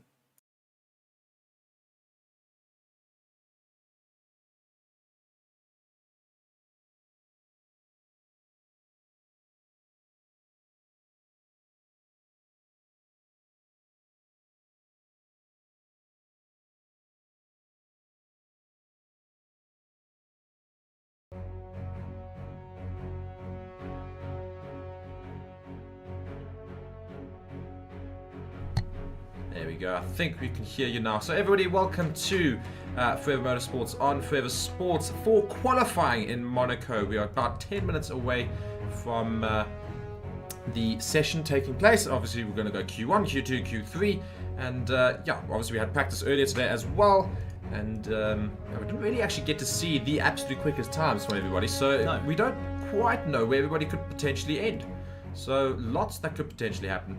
And Reese, what were your thoughts from FP3 heading into qualifying? What are your predictions, etc., etc.? Well, in the build-up package, obviously we had our our FP3 recap, and we did give our quali predictions. You had quite a bold prediction there, saying that you think Fernando Alonso will take pole, then possibly Max Verstappen, and did you say Sergio Perez or Charles Leclerc? I said there's going to be. I said it was going to be. Who did I say? I said it was going to be Fernando Alonso first. Then I said it was going to be Verstappen, and then I said Sainz. Okay. Yes. Well, my predictions were Max Verstappen on pole, Sergio Perez in second, and then I think it was Charles Leclerc, the Monegasque, at his home race, taking P3. Yeah. So we've obviously got Q1 coming up. That's going to be the first 15 drivers.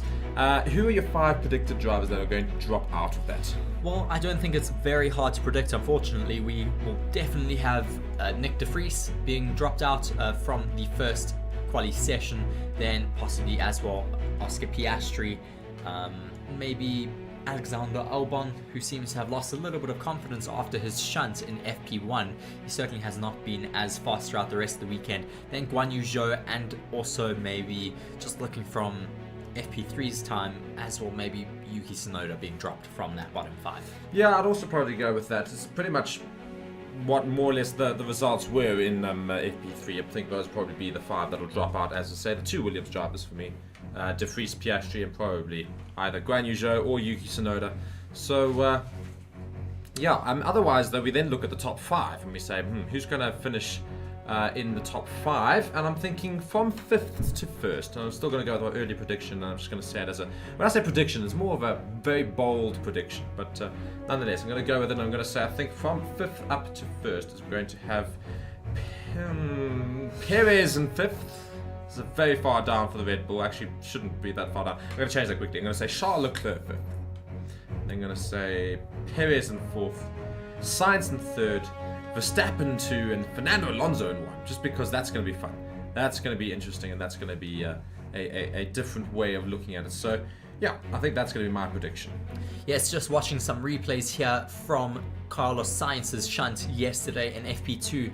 He had just a bit of a moment there in turn 16 and 17. He managed to hit the wall on the entry into turn 16, breaking that steering column on his car, and then just not being able to steer it out of the wall into 17. That is something that I think we may very possibly see today. We've had in the past Max Verstappen having that exact same incident. We've had, I think, Charles Leclerc as well having the exact same one, and then Mick Schumacher having a much more high intensity, high energy crash in that same section last year. Yeah, I mean, we're sure to probably see some red flags even in qualifying right now, of course. Yes. So if we see that happen, that's going to cause big problems for those who manage not to get decent lap times in. And of course, that's what we look at as a potential complete outlier for some of these drivers. That's why we ended up with a Haas starting all the way up in fourth not too long ago. And we could potentially see the same thing. Of course, Max Verstappen really wants to avoid doing that. So how he's going to try and avoid doing that is making sure he gets a very, very quick lap in as quick early in the session.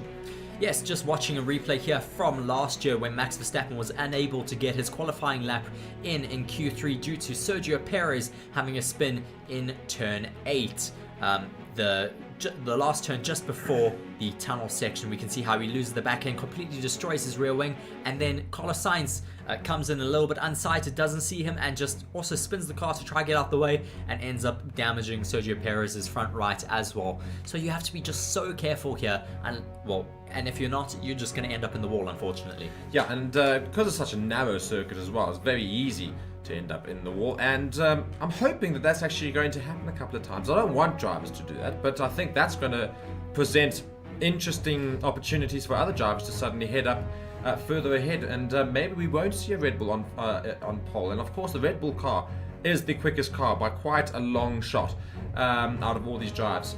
So you're going to have to actually see whether or not the Red Bull can overtake in Monaco, and that's almost next to impossible. Well, I certainly think Max Verstappen and Red Bull will learn from their past woes here in Monaco, and they will be wanting to get out as soon as possible in Quali 1 just to get those lap times done and dusted there so that they can at least have a time on the board. Yeah, and we're not too far away, just 6 minutes here, just watching some of the replays of the weekend. Of course, Monaco, the biggest race weekend of the year in terms of stature, in terms of wealth, and it's the most expensive Grand Prix to go and watch. And I mean, so many things can happen in Monaco in terms of the qualifying. The race itself, not too much, unfortunately. These cars are a bit too big for the racetrack these days, not much space for overtaking. But qualifying is pretty much the main event in Monaco. Yes, for sure. Qualifying often determines our race winner, unfortunately, here in Monaco, as it is just, as you said, such a tight course here. Not very possible to overtake, unfortunately, as we now do have the opening titles running for the Formula 1 stream, which means we have 5 minutes left to go until lights out for Quali 1. Yeah, and let us know in the comments your predictions for qualifying. Who do you think is going to finish on pole? Go and participate in our poll. That is exactly that. Go and predict our qualifying results. And also just go and let us know in the comments and go and say who do you think is going to be a surprise. I think Norris is certainly up there for me as a potential surprise. That could be further up the field. Maybe some good points for McLaren coming up. I think another an outlier that we may see is Lewis Hamilton. He looked very fast in free practice 3 at the end when he was putting in his last lap just before he lost it and put it into the wall, unfortunately. But will we see him possibly being near the top 5 at the end of Quali 3? That is certainly one to look out for. We now have those the establishing shots over Monaco, just watching over the marina, looking so incredible here today. We are very, very lucky with good weather after rain was predicted for the entire weekend, but we are now here in sunny Monaco, getting ready for qualifying 1 to get underway. Just some stats about this track coming up now. The track distance is 3.37 kilometers. Full throttle is 44.79% here at this circuit, which has 19 turns and 41 meters of elevation. The top speed here is 289 kilometers an hour. That speed was reached by Alex Albon. Very interesting that the Williams reached the fastest top speed here so far this weekend. Yeah, I mean, maybe it's because they took it very wide as you come into that long distance straight there. But just looking at the selected compound tyres here, we've got the C5 as the soft tyre, the C4 as the medium, and the C3 as the hard. Those are the softer compound tyres available for the entire season. So we do have the softest 3 sets of tyres available. Yes, our compounds for the season go from C5 to C0, and we have C5, 4, and 3 for this race weekend, being our soft, medium, and hards. Currently, our track temperature is sitting at 49 degrees Celsius, air temperature being 24 degrees Celsius, and it is also quite humid out there in Monaco at the moment. Yeah, and we're just looking and waiting for Q1 to get going, and I think, based off of these few Grand Prix we have had, we're going to see a very, very busy pit lane. I think we're going to have lots of people making their way out as quickly as possible to get lap times in, because they know somebody's bound to go into a wall. They're going to be testing the limits of their cars. They're going to be getting as close to the wall as possible.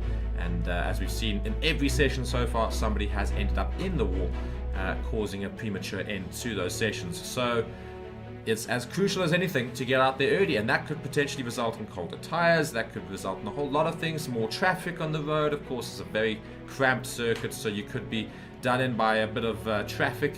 So all these things could happen in qualifying. It's all about being able to manage qualifying properly, having a clean run, having a run as late in the session as possible without being affected by potential stoppages. So lots to think about. Yes, I certainly think, as you said, we are going to get a few red flags, if not a few virtual safety cars or yellow flags being put out on track because of drivers stopped or crashed into the barriers here.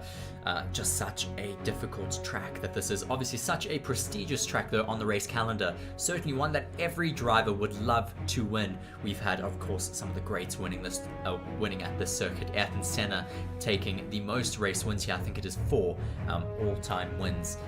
Michael Schumacher has also taken a few wins here, as well as with the likes of Sebastian Vettel, Lewis Hamilton, Max Verstappen, Daniel Ricciardo, and Sergio Perez took his first race win here in Monaco last year.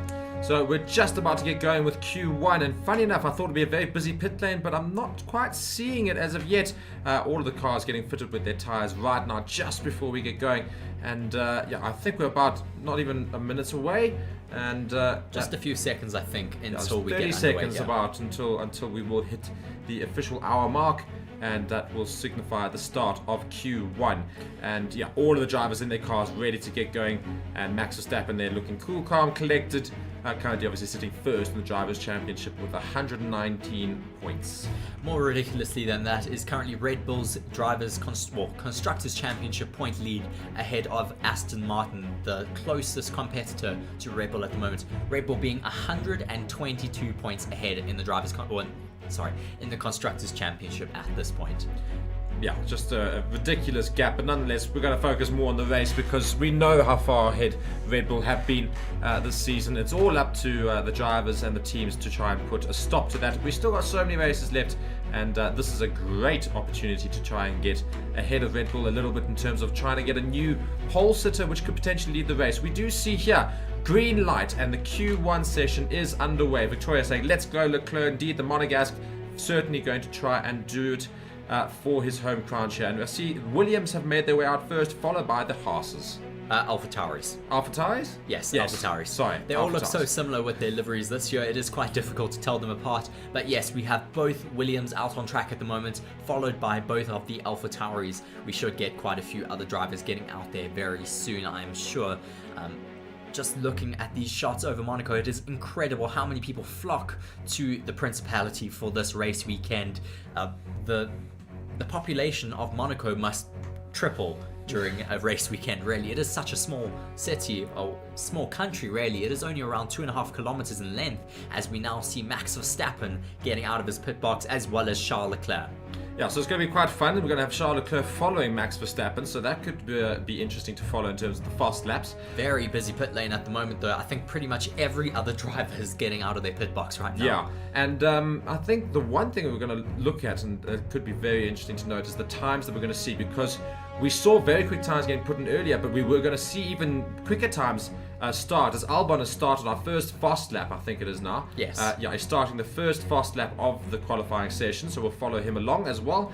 But we saw about 112.8 Yes. for the Red Bulls, so I certainly think we should be able to get at least maybe half a second to a second faster than that. So maybe Yeah. around the 111s should be our fastest lap time for this race. As we now do have that purple sector going to Alex Albon, the first driver out there putting in a hot lap. Yeah, so 19.8. I know we have seen 18, so not the quickest. So hopefully he can make up a bit of time in Sector 2 and perhaps Sector 3 as well. Nonetheless, he is obviously driving a Williams, so not too much to be expected, unfortunately. We see Lewis Hamilton now making his way out of the tunnel into the sunshine, making his way through turn 10 and 11, the tricky chicane section in the Marina Bay.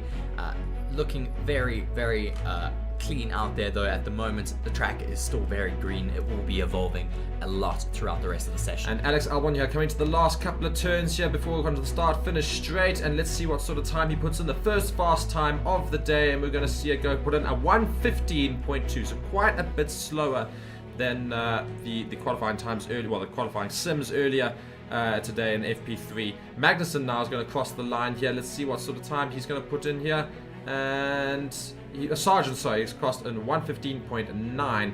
So, and De Vries now goes faster, so 1:15.1. We're going to see this tumble. Now, our first main driver going on his fast lap is Lewis Hamilton. Reece, talk us through the lap. Yes, just watching Lewis Hamilton going through that first sector there, looking neat and tidy into turn 1, making his way through the casino section at the moment.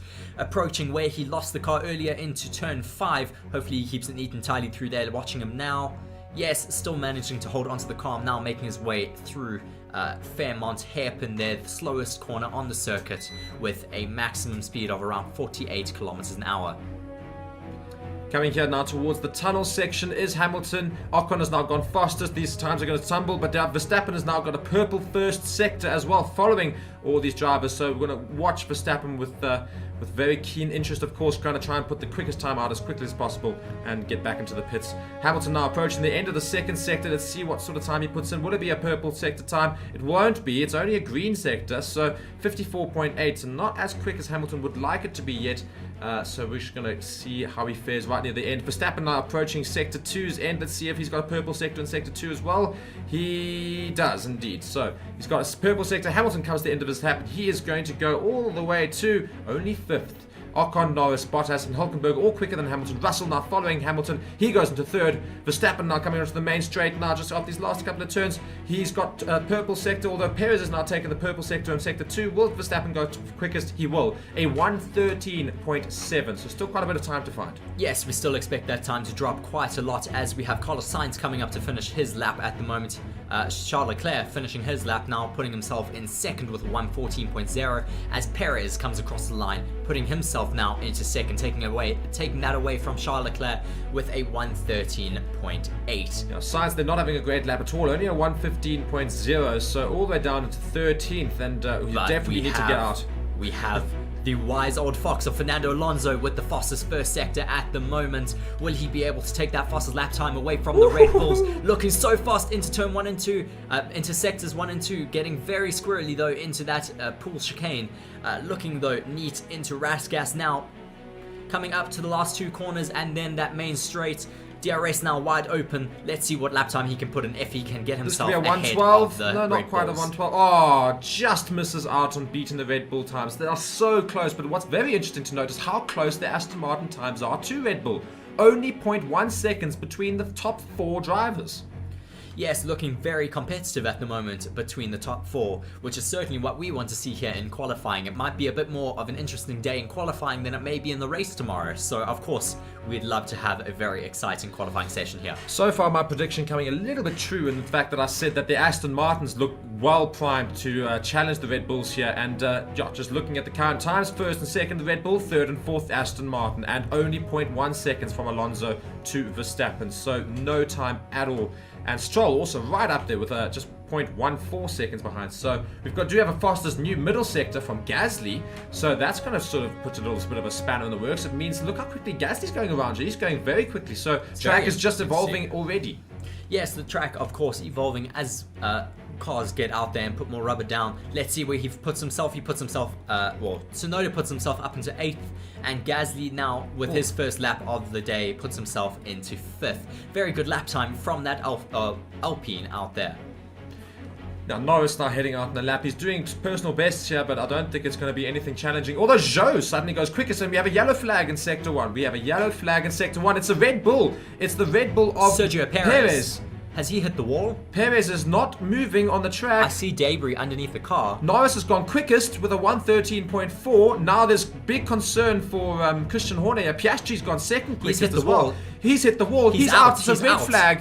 Perez is out of the session. Perez is out of the session. A driver we were so looking forward to seeing what he was going to be able to do here today. He is completely out. He has hit the wall into turn 1. He has damaged, by the looks of it, his engine cover as well as both front tires, looking like he has... that is his mirror as well in the cockpit there, by the looks of it.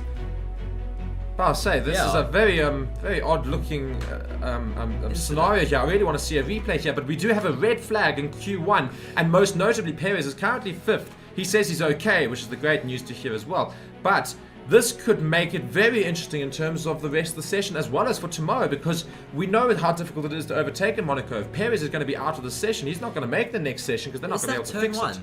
That is turn 1. Yes, it is. Sorry, there I can see the pit lane exit. Yes, just completely destroying the floor of that car, as well as hopefully he doesn't need an engine replacement. I think because he's it looks like definitely a high energy impact for sure. He's definitely slid into that wall. I think very similar to Alex Albon. I think same sort of concept, except I think he's hit it even worse. Well, Alex Albon broke both wheels, so luckily he hasn't managed to do that. But He yes, did. Oh my word! Yeah, gosh, yes. Slammed as the back left, the rear there. yeah, that is a very high energy impact there. That will certainly be needing a new gearbox. Hopefully not a new engine, but yeah, we just see there how he hits the wall. The entire mirror falls off the side and just bounces back into his cockpit. That's a big hit, by the way. That is definitely going to need a new gearbox. If most of that energy has gone straight into the gearbox, yeah, that will definitely need a new gearbox. Unfortunately, that is a lot of work for the Red Bull mechanics to do overnight here in Monaco, in the tightest pit lanes of the season. And the worst part is that it's not going to do them much good, because wherever he finishes, he's not going to get any points. If he's not making it into Q2, he's no ways he's going into Q2. He's going to finish, he's going to start right at the back of the grid, and he's not really going to get anywhere up. Well, he's going to start at the back of the grid anyways, unfortunately, due to taking new components on his car. But yes, that is a big incident. And now we get to see Red Bull's floor. Yes, there will be a lot of pictures being taken now for sure. Of course, a lot of the parts of the floor are missing, but this is what a lot of the teams would have been waiting for, is to see the underside of that Red Bull. We have not been able to see it at all so far. There haven't been many crashes from the Red Bull suits, but now we do get to see it. It looks quite interesting how well sculpted it is underneath there. I'm sure there will be some great pictures being taken though. Yeah, very different to the Mercedes floor, actually, quite interestingly. The Mercedes floor was very angular and triangular, whereas the Red Bull floor seems to just flow. It's very smooth. It's very flowing. So quite interesting that. So everyone's going to have a good look at the Red Bull floor, and the engineers know it as well. It's Red quite Bull mechanics quite interesting. Quite concerned over there in the garage. Adrian Newey not looking very happy either that his piece of art is now being exposed to the world. Christian Horner as well not looking very impressed with Sergio Perez's work over there. So now, again, it brings back my prediction. So you definitely have got your prediction wrong, unfortunately, because Perez will not end up in the top 3 for the qualifying after today, but it still leads my prediction a little bit further. Now, Fernando Alonso right in the tail of Max Verstappen, and Perez is going to start all the way at the back of the grid. So, big point loss for Red Bull. And as I said Monaco could be a turning point if you want to start seeing teams come back at Red Bull. This could be it. Aston Martin could potentially, if they just manage to get through qualifying decently, come away from this weekend with the most points. Yes, of course, Monaco being such an outlier in terms of a traditional track. This track is just so dependent on downforce, and it is not so conventional like the next track that we have on our calendar, which is Spain. Luckily, at the moment, due to the red flag, they of course stop the time, so we still have 11 minutes and 12 seconds to go of this session. Once it goes green again, then that clock will start once again. Yeah, and also notably at the moment, we do have 2 McLarens at 1 and 2. Norris and Piastri putting in the 2 fastest lap. Zhou currently sitting in 3rd. So it just shows that it doesn't matter if you get out there as quickly as possible. The track is going to evolve throughout the session, and it's the person with the latest lap who's often going to see the quickest time. Yes, just a few comments here in the comment section. Joshua Simon saying he crashed last year. Yes, he did, but he was still able to take pole last year. He crashed in Q3 after putting in a good enough lap to put himself on pole. But now, in this race, he will unfortunately not even start. I don't even think... he might even have to start in the pit lane tomorrow. Yeah, I know. It'll all be interesting to see. They've got lots of work to do, Red Bull, so they'll get to work on that. Now they're looking inside the Mercedes garage. Of course, Lewis Hamilton's going to be quite happy about this because he's thinking that's another place he can take up. And there's Mercedes former world champion Nico Rosberg at the moment watching on. I'm sure he'll be a guest of Rolex. He's a very big, big sponsored athlete from Rolex, yes, an ambassador of Rolex. So we should hopefully be getting underway soon. They're just busy cleaning up the debris there, but we should be underway hopefully in the next few minutes. But that is of course massive news that Sergio Perez crashes out in Q1. They may even need to make some repairs to the barriers. Yeah, here. the There is barriers just are going to so be needing some much. serious work. They're just looking at them trying to... I'm literally They're putting duct tape on taping it. I at know. the moment, yes. And we see that Red Bull there on a platform at the moment. They will not be able to take that back to the pits until after Q3. Yeah, so they're going to have to... Not only have they got to do so much work, they're going to have to wait an hour to even assess what the damage is. Yes, unfortunately that is due to just how tight it is here in Monaco. You're not able to recover a vehicle until the entire session is complete. And even then, it's still going to take you quite some time because you will have to go the entirety of the length of the circuit before you can get that car back to your pits. Lance Stroll now looking in the garage here, and I do love this Aston Martin. It's a really, really pretty car and also a very, very fast car. Right in the tails of those Red Bulls as well for those opening few laps, and could they potentially finish ahead of Max Verstappen, because Alonso was so close and did have to do a little bit of corrections on his lap there. And of course the track is going to evolve throughout the session, and whoever gets the last lap in between Alonso and Verstappen might well be the decider for pole. Yes, for sure, but of course we cannot leave things till the last second, as we have seen last year due to all these red flags. Still under red flag conditions at the moment, no indications of whether we're going to get going anytime soon. Still a lot of work going on those barriers. There's quite a lot of damage unfortunately from that incident with Sergio Perez. Luckily though, we should still be able to get the entirety of the remainder of this Q1 session going, as the clock has been stopped here. Just getting some great views of the marina and all of the boats outside of the marina. So many people flock to Monaco for this race weekend. It is absolutely incredible just how much wealth, just how much of a spectacle this race is here in Monaco. And I don't think I've ever seen so many yachts in one place. It's just ridiculous how many there are. And it's not just in the bay, it's in the sea just outside as well, and it's just tons of them. It's literally like a whole big traffic jam. It's hilarious. So we have apparently Q1 will resume at 16:17. So if that is true, we have Q1 resuming in the next 3 minutes. So thankfully they have been able to repair those barriers. Just watching a replay here of Carlos Sainz, and he gets so close to the wall with this new graphic from AWS. Yeah, 14 centimeters away from the wall Sainz got there, and Perez unfortunately went straight into it. So yes, the graphic could be used quite interestingly. I think they should do it as a joke at some point during the weekend. Just put some negative numbers in there. just put some negative numbers. Perez into the wall, negative 120 centimeters. Because he did go very far in. Look, how are you looking at a Williams who's seemingly getting ready? Yes. He's getting very much ready to get going. Well, He's out there early. We have 2 minutes left to go until the session resumes, so not long left until we get underway here in qualifying 1. Oh, actually, I think we're going to get going because we are already having little flashing red lights, which normally means we're soon to go. So, yeah, just under 2 minutes, as we said. Yes, 1 minute and 35 seconds left to go until Q1 resumes. We then have 11 minutes and 12 seconds left on the clock for Q1. So all of the drivers currently in the relegation zone will be wanting to get themselves out of that. Of course, the track has evolved so much already. We should see all of these lap times that have been put down being beaten quite quickly. Yeah, put it this way. Look at the grid right now, because it's not going to look like that at the end of this. No. It's not going to look like that in, I think, about 5 minutes even. No. Joshua here saying, I feel Mercedes got a better win today. I think, well, I'm not sure it necessarily only favours Mercedes. It favours anybody but Red Bull for Perez to crash out, because if both Red Bulls are finishing ahead of everybody's smiling. This is more points for them. Yes, Sergio Perez now walking back to the pits looking quite unimpressed there. Rightfully so, though. I mean, he made a massive mistake here, and that has cost him his entire race and possibly even the Drivers' Championship. Yeah, it's a big hit into that wall there. And quite a lot of damage to those tyres as well. Not that that's going to mean too much, but yeah, just looking at that again, oof, my word. The bigger issue, though, for him is that it now puts him down possibly in a gearbox as well as possibly an engine. So that means he will have to take extra penalties throughout the rest of the year. And when you're trying to chase for the Drivers' Championship like he is, oh gosh, just watching that. It's a real big high hit. Energy impact that. Glad that he's alright because it is so high energy. That gearbox is definitely destroyed. I mean, that is a given for sure. Yeah, and nobody in Red Bull has currently got a smile on their faces. They just know how big of an issue that is now. They know they've got a long night ahead of them, unfortunately. But yes, just again, Sergio Perez is trying to fight for the Drivers' Championship with Max Verstappen, but it's not possible when you are making mistakes like this. We do have the quali session resumed. Now the clock is ticking down. We have Alex Albon and Logan Sargent out on track. And everybody's queuing up to get out as well, so we'll follow that as well. Leclerc currently on the radio. Can't unfortunately hear him much, but we will try.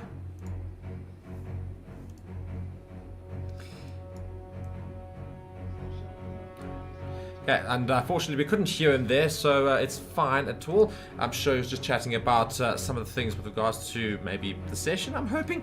But nonetheless, we've got 10 minutes left of the session, and now Ferrari, Aston Martin and Mercedes are all licking their lips, seeing, ooh, potentially we could start in the front row. And if you do start in the front row, it's about the only place you can overtake, because if you manage to overtake a pole sitter, even if Max Verstappen starts on pole, if he doesn't get a good start, second place is about the only time you can overtake, goes into that first corner ahead of him, that could be the race already. Yes, I mean, we've seen so many crashes into that first corner on the first lap. We'll just have to wait and see what happens tomorrow. I mean, someone may... Fernando Alonso, if he's on the second row of the grid, first row next to Max Verstappen, sorry, he may also just be licking his lips a little bit and wanting to make a bit of a dive. Max Verstappen, the current Drivers' Championship leader, will not be wanting to take too many risks, so he may just back out of it and give the race win to Fernando Alonso. Yeah, I mean, it's got to be so brave to do that sort of thing, because of course, with so many wins behind your belt, and of course being the top man in Formula 1 at the moment, you can't afford to take those risks. You know, you can't afford to take those risks, but everybody's going to be expecting you to do. We have now Lewis Hamilton starting his first hot lap after the resuming of this session. Little bit of a slide through there. I think if we see anyone go through that section, our hearts beat a little bit faster. It's a bit scary. We've had so many incidents in that corner. Just some people in the comments at the moment. Andy saying, I'm delusional and I want an Alfa Romeo or a McLaren to win. Yes, I think you may be a little bit delusional, unfortunately. But yes, it is always great to have other people winning this race. Max Verstappen, though, on another hot lap at the moment with the purple first sector. Marion Funtrist saying, nice orange shirt, Mark. You're clearly supporting Max here today. Well, I'm a Red Bull fan, so one's got to rep the shirt every now and then. Max Verstappen, as I say, coming out of that tunnel section. Well, it's actually Lewis Hamilton, but Max Verstappen will be following, of course. Sainz also getting some quick times in here. I don't think it's going to beat Verstappen, but what my eyes are going to be on, as Alex Albon goes quickest now, just shows you how this track is just permanently evolving. My eyes are going to be on Alonso right now, because it seems that Aston Martin are deliberately going later than Red Bull, and that could suit them very well if they don't have a stoppage in the session. Well, we see how many people are on the limit here, so we very likely could get another incident here. It's also, well, we have Lewis Hamilton taking the fastest final sector, putting himself into 7th place. Now Max Verstappen finishing up that lap time, going 0.2 seconds faster with the 1:13.0, putting himself into first. George Russell with a very good lap there, putting himself in second with a 1:13.2, 0.2 seconds behind Max Verstappen's lead time at the moment. Fernando Alonso starting his first hot lap after that incident from Sergio Perez. If you were not here with us, Sergio Perez unfortunately is out of this session in Q1 due to Fernando Alonso putting in a fastest middle sector though. Mark, maybe your predictions may come right here today. Yeah, Fernando Alonso right now on a very quick lap. De Vries has gone second quickest out of nowhere, ahead of the Merc of Russell. Alonso coming into the final sector now. He's got a purple middle sector, strolls up into 4th. Let's see how Alonso finishes. Will he get a sub 112 and 113? He does. He goes fastest, a 1 minute 12 second, 0.8, quicker than the Red Bull of Max Verstappen. So Alonso currently very much challenging that Red Bull. Yes, once again though, what we said earlier, this track evolves with every single car that goes around. So Fernando Alonso and Aston Martin maybe just making the best strategic call at the moment, deciding to go out that little bit later and finding a little bit more pace, as we already see now Esteban Ocon going ahead of Max Verstappen's time. Yeah, so nobody is safe, not a single car is safe, and everyone's going to have to rush back to the pits after these fast laps, get that now fuel. Gasly goes ahead of Max Verstappen. I know, that's what I said, it just shows you how this track is evolving. So everybody needs to get to the pits as quickly as possible, needs to get some fuel back in, and then go straight back out, because whoever does the last lap here is probably going to get the quickest one. Yes, of course, it doesn't. Well, Lewis Hamilton going very slowly there, I think just setting himself up. Yeah. I thought there may have been an issue there for a second. Anytime we see a car going slowly, we just have to take a bit of a step back. Now he is starting his next flying lap here in Monaco. Looking neat and tidy though through turn 1, getting very close there to the wall, making his way up the hill now to the casino section, passing the massive casino there, now turning into the right-hander, turn 4, making his way now back down the hill into turn 5 where he lost the car in FP3, looking quite gingerly there, through there, now making his way through the Fairmont hairpin. Yeah, not going as quickly as I thought Hamilton would go in this lap right now, but still on target for a quick lap. He should get himself out of the elimination zone currently, but I'm not sure he's going to have enough time to get back into the pits after this lap, so this might well be his last lap. Otherwise, he needs to really rush out there, and it is going to be a bit of a concern for anybody doing lap times right now. You want to get back to the pits as quickly as possible and get a lap in right near the end, but you can't afford to stuff up. No, definitely not. You make any mistakes around here and you will end up in the wall. This track is just so tight. We see how close Hamilton is getting to the walls there. He had a little bit of traffic. Luckily though, they were keeping out of the way, getting very close to the wall there into turn 16 and 17. Now through Rasgas, approaching the final 2 corners of this track into 19 and 20. Now DRS wide open for the last main straight, coming up to the line now. Where does that put him? In 12th DRS not place safe only. at all. He did not have a very good final sector there, maybe because of a little bit of traffic. Watching on over the shoulders of Toto Wolff, Mick Schumacher, and one of the other Mercedes engineers over there, not looking too impressed as Max Verstappen once again improves his lap time with a 1 minute 12 seconds .644. What I'm interested in is that clearly Max Verstappen didn't go back into the pits, so they clearly had enough fuel to go for 2 fast laps there, just in case the one was not good enough, and I think that's exactly what it is. Will he go back into the pits and stay there? Who knows? But all of the other drivers still currently out, and Alonso, let's see whether or not he can chase him. While Sainz and Leclerc not able to beat Verstappen's times in any of these sectors. In fact, Sainz has actually given up in his lap. Stroll has gone third fastest, a 1:12.9, so the Aston Martins very much putting themselves as the second best team on the grid right now. Leclerc, however, going very quickly on the final straight. Let's see what time he puts in there. He moves into third place. He goes ahead of Stroll, a 1 minute 12.9. Very interesting to see though that George Russell has found himself some pace in that Mercedes, putting himself into 6th place at the moment, with his teammate only being down in 12th. So for all we said, Lewis Hamilton looked a lot more comfortable in FP1, 2 and 3. It now looks like George Russell is more comfortable in the qualifying session here today. Yeah, I know, so far, but of course this is still Q1. Hamilton does need to do some more work here to get out of that danger zone. Same as Sainz, who's right at the bottom there. So big danger for Carlos Sainz and Lewis Hamilton, who find themselves in 12th and 15th respectively. So yeah, Sainz needs to get there quickly. Yes, Sainz now has 3 minutes and 28 seconds to get back across that line if he wants to improve on his lap time. We still have a lot of drivers though out on track. We have, I think, Max Verstappen starting yet again another hot lap. We have still quite a lot of people though. We only have Nick de Vries, Alex Albon and Lewis Hamilton in the pits. Sorry, as well as Logan Sargent and of course Sergio Perez, who is out of this session. Yeah, Magnussen seems to be one of the only ones doing a fast lap right now, and Alonso I think is gearing up to start a fast lap, so that could be quite good to watch. Magnussen now coming out of the tunnel section. Let's see how quickly he is compared to the likes of Verstappen. Fastest sector 1 by Tsunoda now. Just shows you how this track is just permanently evolving. Tsunoda now with the fastest purple sector in sector 1. So Magnussen now in sector 2, also massively undercutting on Sainz's time, who's going to be very much in danger of getting out if he doesn't get a quicker lap in. And yeah, Magnussen getting lucky there that he didn't get caught up by traffic with the Ferraris, but it looks like Sainz is in the pits there. Sainz is not going to go out for another lap. Sainz needs to get into the pits and quickly out as possible. There's not enough time. There is not enough time for him to get out, and No, there surely must be enough time. There's 2 minutes and 20 seconds left. Yeah, you get in there, change your tyres, and you go. Yuki Tsunoda goes quickest. by 0.002 seconds on Max Verstappen's time. Interestingly enough, though, is that Sergio Perez's time has not been beaten just yet. Nico Hülkenberg, as I say, that does take that spot back from Sergio Perez. Perez all the way down in 20th position, of course, him out of the session. 2 minutes left to go of the session. Another replay of Max Verstappen here. Does he hit the wall? No, oh, Yes, he does. ever so Just he slightly does, scrapes yeah. the wall. No issues though, and well, fortunately for Max, but just getting a little bit closer than he would want to. Just taking a little bit of the branding off of the wall, but not damaging his wheels at all. Watching a replay here of Charles Leclerc getting caught by some traffic, getting caught by his own teammate. That the Ferraris really. They have such bad communication. I like it. Ferrari responds to Charles Leclerc saying, Carlos, come on. He says, yes, we've seen it. Then tell him to get out the way, Ferrari. Like, really? Oh dear, sums up Ferrari, doesn't it? Nonetheless, I'll tell you what's very interesting is I do think Red Bull are panicking. Given the fact that Perez was pushing so hard, gone into the wall there, Verstappen's hitting a wall slightly, and also Tsunoda's gone quickest with just a minute left to go.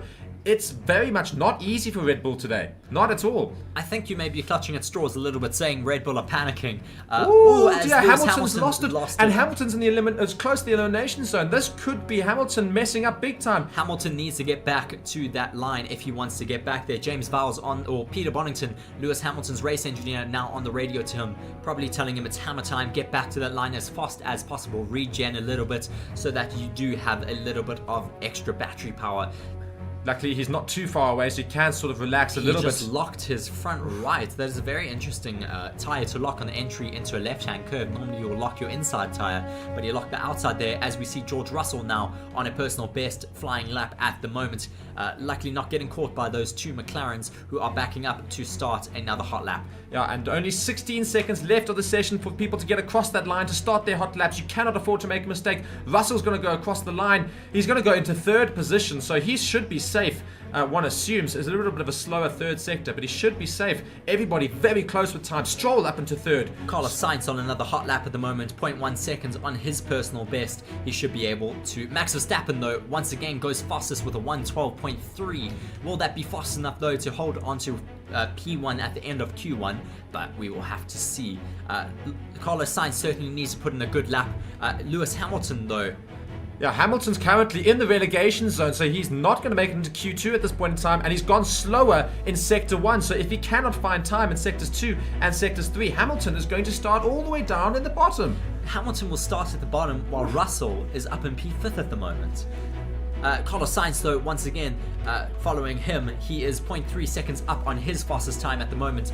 That should hopefully bring him out of that relegation zone, but we will have to see. There's no time left of the session, so once you finish this lap, that is your time. If you're not able to get out of that bottom 5, that is your qualifying done for the day. As and Carlos. Sainz is safe. Sainz is safe. Hamilton also finding some time in those 2 sectors, so he should also be safe. He is indeed. He puts himself right behind his teammate George Russell. Their current delta, Russell is 0.3 seconds behind Verstappen's time, and Hamilton is 0.4 seconds behind, as we watch once again behind the Mercedes. And that settles the people getting relegated out there. So Perez, of course, crashing near the beginning of Q1 in turn 1. He goes into had a wide turn there, drifted into the wall, and unfortunately he is out of the session and will start right at the back of the grid tomorrow, all the way down in 20th. Zhou, Hülkenberg, Magnussen, and Sargent, the other drivers, eliminated from Q1. All the other drivers survived, so no big surprises except for that of Sergio Perez, who went and crashed near the beginning of Q1. I certainly didn't expect the two Hasses to be in the bottom 5. They looked a bit rapid throughout FP1, 2, and 3,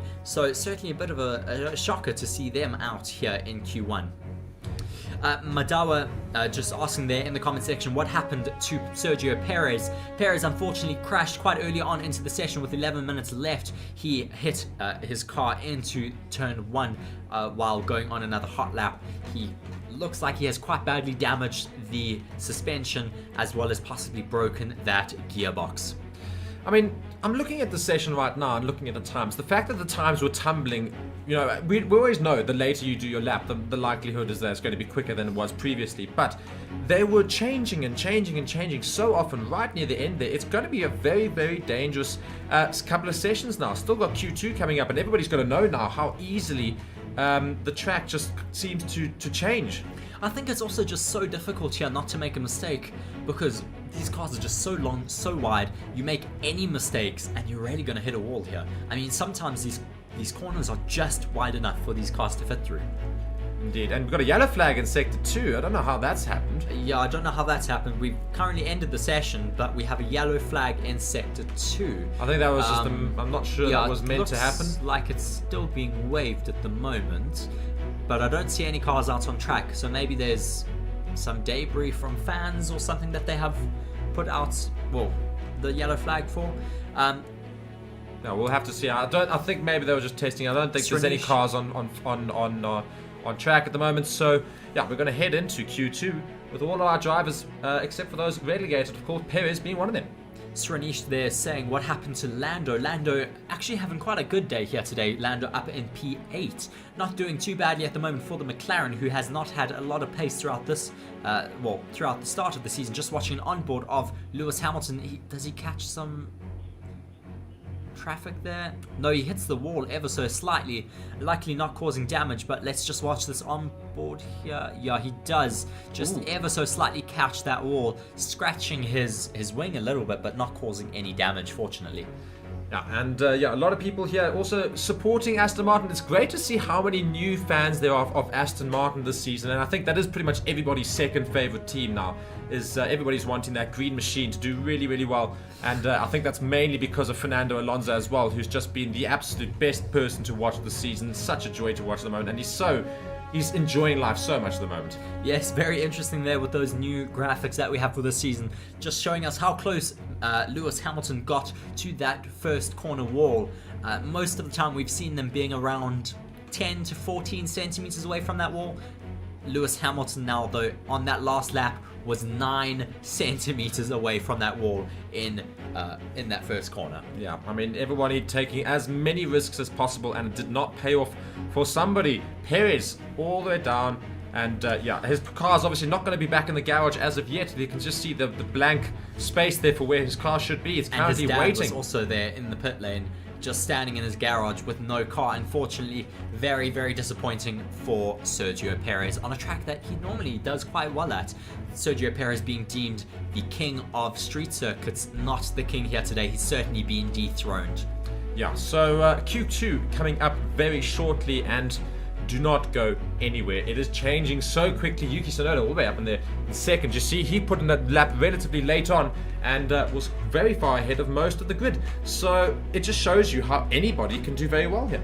Yes, I mean, as we say, Monaco is just such an outlier. You can have someone winning in Monaco. We already see Max Verstappen going towards the end of the pit lane. Sorry, I interrupt myself there. He doesn't want to go down and get eliminated in Q2. He's happened already this season. He's not doing it again. He's the first car there.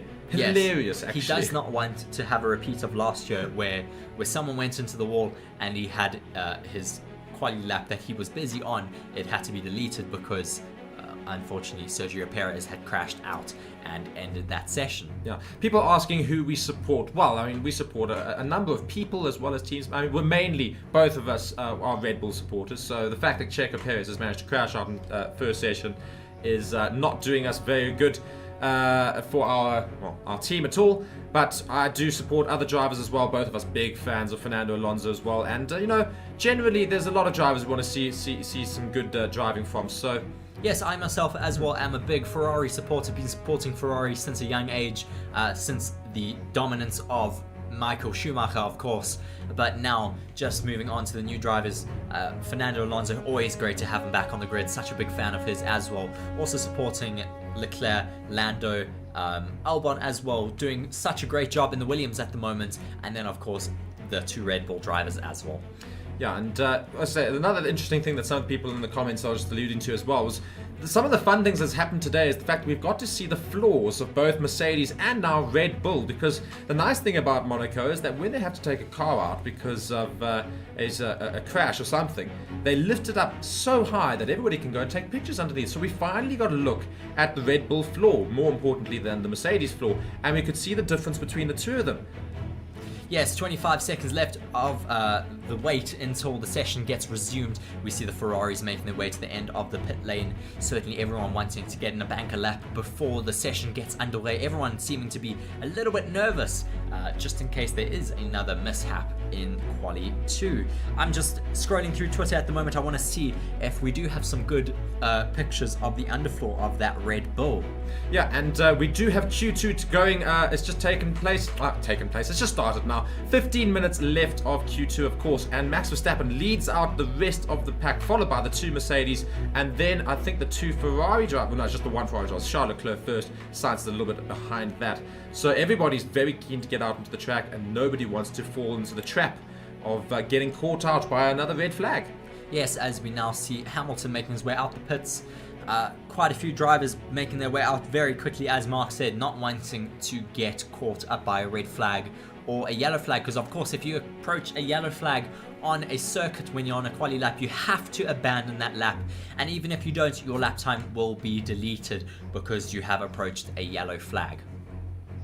So Max Verstappen's going to put the first fast lap in Q2 here, and will people be able to beat it? I think that's going to be very interesting, is if everybody follows on, because the problem is with Red Bull's strategy right now is the fact that they are basically backing themselves to put in laps earlier, whereas everybody else is going for the later approach. So they're just trying to avoid the potential yellow and red flag, as Reese alludes to. But if that doesn't happen, it could be a big problem for Red Bull. Max Verstappen's not going to put in a lap as late on as the rest. You could see in Q1, he put a lap in, and then everybody else pretty much got the opportunity to put in a lap in after him, and that could smell trouble. Yes, of course. I mean, this track just evolves so quickly. Once rubber's put down here, the cars just go so much quicker. I mean, we've seen it already. Max Verstappen, though, approaching that final sector to start his lap time. Please do also vote in our comment section, letting us know who you are supporting, who you think will take the top spot in qualifying. Just a few comments here saying from DYB, Red Bull floor is out now. Yes, of course, Red Bull have unfortunately lost that anonymity, yes, for their floor. But I'm sure a lot of teams will not be able to make changes to their floor just about yet. Maybe for next season, but they will not be able to take advantage of that for this season, I don't think. So now we've got Verstappen setting the first fastest time of the Q2 session, and the 2 Mercedes are following that. And notably, both Mercedes have not managed to go quicker in Sector 1. Max Verstappen still holding on to that Sector 1 time. Coming to Sector 2, a 52.9 in the Sector 2 time. His quickest time of the day will be set very shortly, I'm hoping. I think it's just been set at 1 minute 12 seconds, so almost as a sub 112. I definitely think we will be seeing those 111s being made place, if not in this session, maybe the next session, certainly this session. I mean, if Max Verstappen is so close already to that 1 minute 11.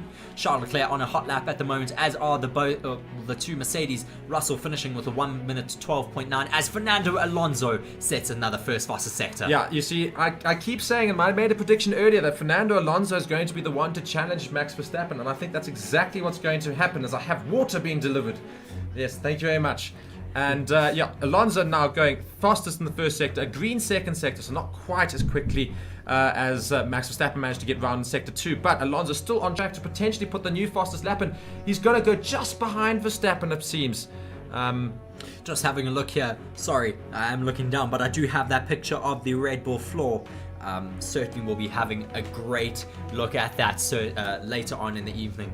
That will be quite a big point of interest for sure. Alonso there going just 0.18 seconds slower than Verstappen, so right on his tail. And Stroll now going about his lap quite quickly, although it seems always like he's backed off, I think. Sometimes it's weird, it looks like they're backed off, but because this track is just so slow compared to some of the other tracks, they are still going at quite some speed here, as Gasly now overtakes Alonso for P2. Yeah, I mean, it just shows how quickly this track evolves. We've got drivers of all sorts just suddenly putting themselves right near the top of the pole, well, the leaderboard at the moment. Verstappen still leading with a 1 minute 12.03. Stroll now starting a fast lap, and let's see how quickly he can go, because obviously he's going a little bit later than everybody else, and history has shown us today so far that the later you've done your lap, the quicker you go. Looks like, though, we still have quite a few drivers out on track. Max Verstappen being overtaken by Alex Albon out there. Max Verstappen on a slow down lap, possibly just getting himself ready for another hot lap out there. Yes. Stroll, unfortunately, not managing to go quicker than Russell in that first sector. And, of course, Russell's the one who's a little bit in danger at the moment. Hit the wall there a little bit. Doesn't seem to have phased him if he did. And Stroll now coming through the tunnel section. Let's see how he can fare compared to his teammate Alonso, who's right near the top there. Alex Albon also starting a fast lap now. That Alpine getting well out the way for him. Very good to see there. We have seen how drivers' lap times can be so affected by traffic out here. So we don't want to see that. Of course, it's already a lot better now with 5 drivers being dropped out of the relegation zone. We have only 15 drivers now racing to get the fastest lap time. Fernando Alonso, though, looks like he's also preparing another hot lap, giving his teammate, though, a little bit of a tow as well down that main straight. Now, Alonso starts his next hot lap. Stroll, though, can only keep himself into 12th position. What is going on for Stroll? Yeah, Stroll not managing to put a decent time in there. I think he had a few errors there around the also track. A bit of traffic, unfortunately. Yeah. Russell on a fast lap as well, following these two. It was the Williams and Tsunoda in the AlphaTauri. So Tsunoda going very slowly. I think he's going to have to abandon his lap. Surely, yeah, he's abandoned his lap. Russell also not going very quickly at all. So he's currently also very much in danger. The two Mercs not looking very happy right now. Ferrari and Red Bull and Alpine looking a bit happier out of the rest of the bunch. Currently, Aston Martin have one driver relatively secure, and Stroll all the way down in 13th.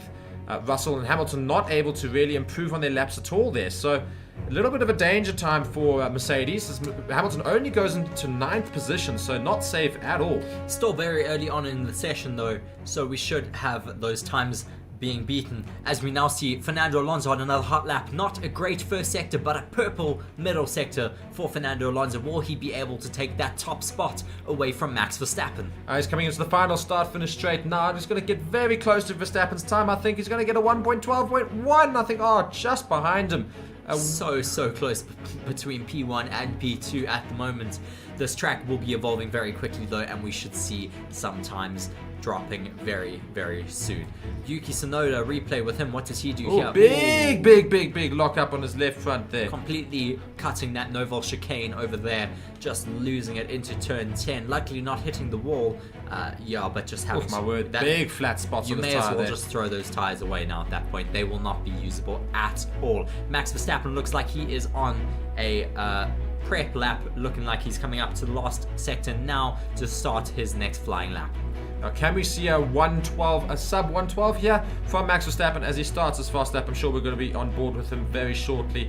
Having said that, I don't know if he's still going for the attempt. It looks like he was actually doing his fast lap. He has actually beaten his time already. He has now put himself into first even further with a 1:11.9, finally breaking that 1 minute 12 benchmark. Indeed, 1 minute 11.9 seconds. Fantastic lap there from Verstappen, but Alonso's still not very far behind. It's just 0.19, so almost 0.2 seconds behind Verstappen, and obviously the later he can put it in, perhaps gets ahead of Verstappen. The two Ferraris making their way out onto the track again. Let's see what sort of times they can do here, and also very interestingly here, let's follow Bottas as he's going to do a lap right in the middle here.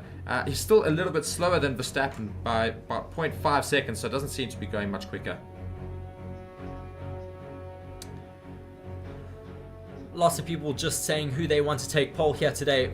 Some people saying they want Max to take pole, but they would also love to see Yuki take it. I think that's a bit optimistic for Yuki, but he does seem to be performing quite well out here today. We also have someone asking how much longer is left of Q2. We have 6 minutes and 30 seconds left of this qualifying session. A replay of Esteban Ocon mark. Almost does the same thing as Perez, I think. Oh my word. That's so close. Just got so close to the wall. Does he even... Oh, he does actually hit just the back left rear tire. Does hit the wall a little bit, but doesn't seem to have done any damage to the car.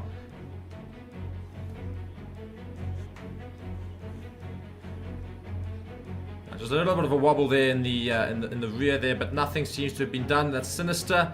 Currently the two Mercs not safe at all with just under 6 minutes to go. Russell starting a fast lap now.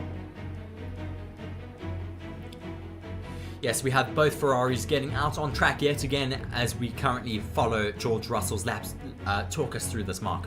Yeah, George Russell now coming towards the end of Sector 1. Hamilton's put in the 19th second. That's what George Russell's going to be compared to here, apparently. But Hamilton's only in 10th. George Russell gets a new fastest purple sector in Sector 1. So again, just showing that the track is permanently evolving. Russell now coming through that hairpin section, now going down towards the tunnel.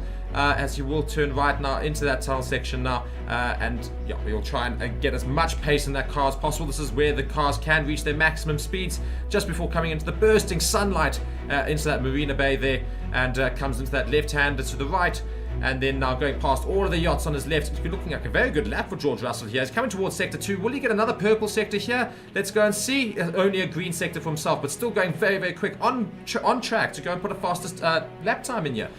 Yes, it certainly could be a fastest lap time attempt at the moment. Lewis Hamilton, though, not able to compete with his teammates at the moment. Coming through the last corner now, DRS wide open down the last main straight. Let's see what lap time he can put in. He puts himself into third with a 1:12.3. 0.1, I think it was. 0.1, sorry. Yeah, sorry. But Russell's so close to Alonso and Verstappen, but not able to get ahead of them, and just losing a little bit of time in Sector 2 and Sector 3. Hamilton here doing quite well in his lap. I think he should be putting himself up into 4th place, perhaps. Let's just follow, and he's going to go over to 1:12 point. Oh no, he's still slow. He's still a little bit slow. Not safe is Lewis Hamilton here, as we see Aston Martin of, I think that is Alonso, making his way out into the track. We also have Charles Leclerc on a hot lap at the moment, making his way down to turn 5, where Hamilton lost it in Q3. It looks like he's just bouncing a little bit through there, possibly still bottoming out quite a lot. Just incredible to see how tight that Fairmont hairpin is. The driver's actually having to take their hand off the steering wheel and just grabbing the other side of it to turn it around. Lewis Hamilton on the radio, though, at the moment, talking to his engineers. Leclerc, though, putting in a personal best first sector, no purple times from him at the moment, making his way through that Noval chicane in turn 10 and 11, now making his way up towards the pool section.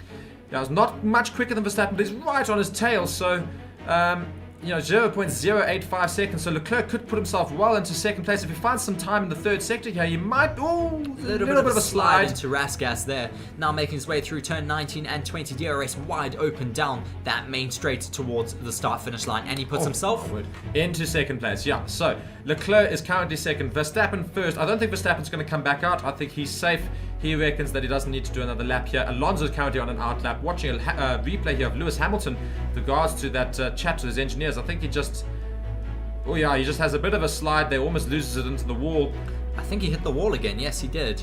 He ever so slightly nudged the wall again into turn 16 before turn 17. Luckily not having a replay of Carlos Sainz's incident from yesterday.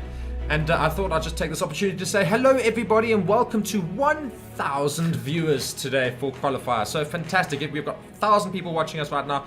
Great to have you all here. Be sure to subscribe to the channel and like the video whilst you are here. Tsunoda puts himself into 7th. We now see Hamilton in the elimination zone, as is Stroll. 2 big teams currently in the elimination zone. McLaren's are currently in danger in 9th and 10th. However, they are doing fast laps right now. Oh my word! Is that Lando Norris or is that Oscar Piastri? That is Lando Norris in the wall there. But he's carrying on, so there might be a little bit of debris, but he seems to be fine. He's cutting the chicane though, so certainly not fine. He'll be coming straight back into the pits. Hopefully he hasn't damaged too much of his car. He's certainly broken his front wing there, and he will be coming straight back into the pits now. That is Lando Norris's qualifying 2 over and done with. That may be his qualifying in general done with, as he is in P9 at the moment. The scary part here is there debris on the track? Because if there is debris on the track, it's going to be a bit of a problem for the other drivers going around. Just 2 minutes left of the session, and Hamilton and Stroll are going to be looking at that and panicking a little bit because they need to get a quick lap in here. Stroll does not get out of the elimination zone. I don't know what's happening with Lance Stroll, but he can't seem to get this car working in this session right now. It's very interesting. Lance Stroll can't seem to get him out of himself out of that dropout zone, and neither can Hamilton. Hamilton is also just finding some struggles here in the session. Does he just lose power? I think he's having a problem with his steering, to be honest. Because yes, his front left steering is broken. He's broken the track rod. Yes, you can see he breaks turn. He breaks it into turn 10. We can just watch that here, and you can see there the carbon fiber snapped, which means he has no more turn in. So Lando Norris is certainly out of this session. Ah, dear. And yeah, you see cars going slowly as Lewis Hamilton's trying to get going with this lap. Just 50 seconds left. This is going to be the last attempt for everybody. Hamilton's outlap right now. Is Lance Stroll going to be able to get around in time? I don't know if he's going to be able to get around in time to start another lap right at the end here. He's going to need to motor around. Lewis Hamilton gearing up, ready to start his final attempt to get out of that elimination zone. Shranish just asking there, just came, what happened to Lando? Lando unfortunately hit his front left into turn, I think it is turn 11, breaking that track rod, not being able to steer, and then just bashing into the wall into turn 13. So that is unfortunately Lando's day over. Even if they can get him out again in even if he does make it to Q3, I don't know if they'll be able to fix that issue in time. Fernando Alonso here looking like he's coming towards the end of his lap. I think it is a fast lap here for Fernando Alonso. Lewis Hamilton trying to get himself out of that elimination zone, currently sitting in 11th. He is currently up on his race control pit lane incident involving car 18. Stroll noted, failing to stop for weighing procedure. That could give him a pit drop, a grid drop. It doesn't really matter because he's in the pits. He's going to get eliminated in 13th. It's not a good day at all for Stroll. So where I thought Aston Martin could try and do something, Stroll has messed up big time for the team. Hamilton, however, still going slower in Sector 1, and he's needing to get quicker in Sector 2 and Sector 3, otherwise he's going to drop out here. He does go quicker in Sector 2. Will he manage to get himself out of the elimination zone? He is the driver to watch at the moment. Nobody else is really in danger. Hamilton, can he get ahead of Piastri, who's in that 10th position right now? Coming up towards the last couple of turns here, onto that main straight. DRS is open, and is he going to get over ahead of the Piastri? He is. Oh my word, much quicker. Yes, indeed. So all the way Hamilton up into 5th for Lewis Hamilton, getting him out of that elimination zone at the moment, as we also have Charles Leclerc all the way up in P2 right now, currently in the pits though. So finally a little bit of pace coming from those Ferraris. Yeah, Ferrari are showing that they are still in the shout here, and Ferrari and Mercedes now looking the best set constructors for Q3, having both their cars in that, as well as Alpine. Alpine silently running under the radar there. Gasly and Ocon in 6th and 8th respectively in that session there. That's quite dismal though for Lance Stroll, who, well, it looks like the McLaren engineers are going to try and fix that track rod for Lando Norris, as he is in Q3, so he will be wanting to try and get out onto track. They do not have a lot of time to fix that issue, unfortunately. But big news is that Lance Stroll is out of that session with his teammates all the way up into P3. I mean, I can't believe Lance Stroll did that. I mean, in the practice sessions, he was doing quite well. Yes, I mean, Stroll seemed to have quite a lot of pace in Q1 as well as FP3. So it is very, very interesting to see that his teammate is out there. Hamilton just complaining on the radio saying, man, this car is hard to drive, mate. It's interesting to hear him complaining about this car, seeing as we have massive upgrades for the Mercedes this weekend. You would think it would be a little bit easier to drive with the changes to the side pods as well as the suspension, which is meant to improve drivability of the car, improve predictability as well as anti-dive during braking. But it just looks like Hamilton is still struggling in that car. And I think one of the main things that you can go and look at is that this is also a very difficult track. So it's not necessarily a fair reflection of the car in terms of how easy it is to drive, because these turns are not normal for most of these cars to go around. So maybe it will be actually fine in other tracks. But yeah, Hamilton really struggling a little bit to try and get the best out of the car. But still, him and Russell both into the final qualifying session in 4th and 5th place respectively. Yes, great to see all of you at the moment here watching alongside us. Thank you very much for joining us. Please do leave a like, a comment, let us know where you're watching from, as well as who you are supporting, and do of course subscribe to our channel if you do enjoy the content we are putting out for you. It has certainly been great to watch alongside you for this Monaco race weekend. Looking at the moment at Charles Leclerc's car, looking quite competitive, at least in P2 right now. Yeah, so just going through the drivers who've made it into Q3, of course, you can see it on the screen there, but nonetheless, let's go through it. Verstappen, Leclerc, Alonso, Russell, Hamilton, Gasly, Sainz, Ocon, Tsunoda, and Norris. Notably, in case you guys are joining us late, Perez crashed car in Q1, right near the beginning of Q1. He's going to start right at the back of the grid as a result of that crash. Zhou, Hulkenberg, Magnussen, and Sargent, the other drivers who were eliminated in Q1. And as a result of Q2's times, the drivers that are no longer with us: Bottas, Stroll, Albon, De Vries, and Piastri. Interesting to see we didn't have any crashes in that session. Of course, we had Lando Norris, who had just that little incident taking himself out, but no major incidents that caused red flags or safety or yellow flags at all. So maybe we may have a bit of a cleaner Q3 session, but that is still a bit of an unknown at the moment. Not long left to go until we get underway there, but please do let us know who you are rooting for in this final qualification session.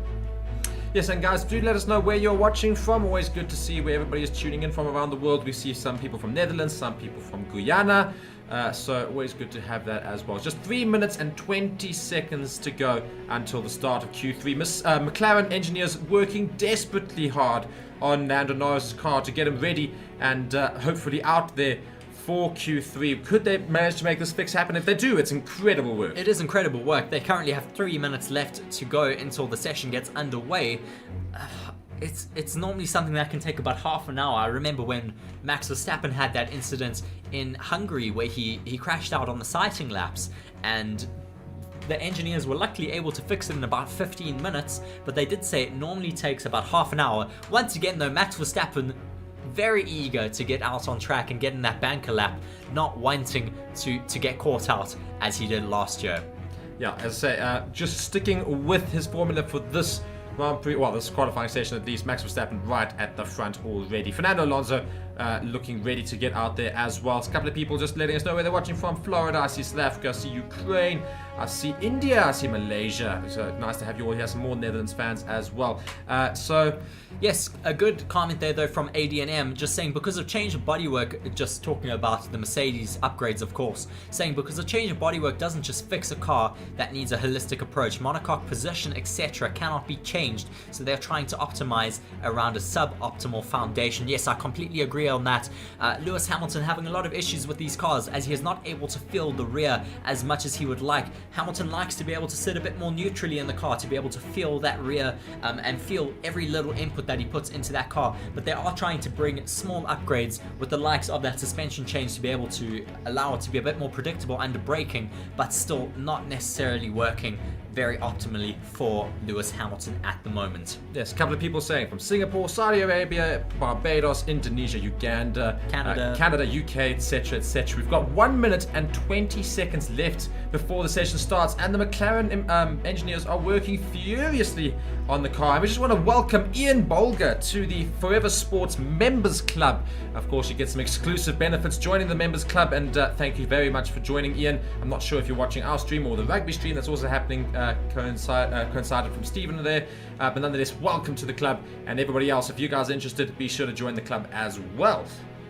Yes, not long left to go until the session gets underway. 53 seconds left on the clock till we get that green light for Q3. Max Verstappen already lined up there, waiting to get out on track. Just watching Christian Horner at the moment tapping his foot on that Red Bull pit wall. Just a bit of anticipation for his driver before this qualifying 3 session gets underway.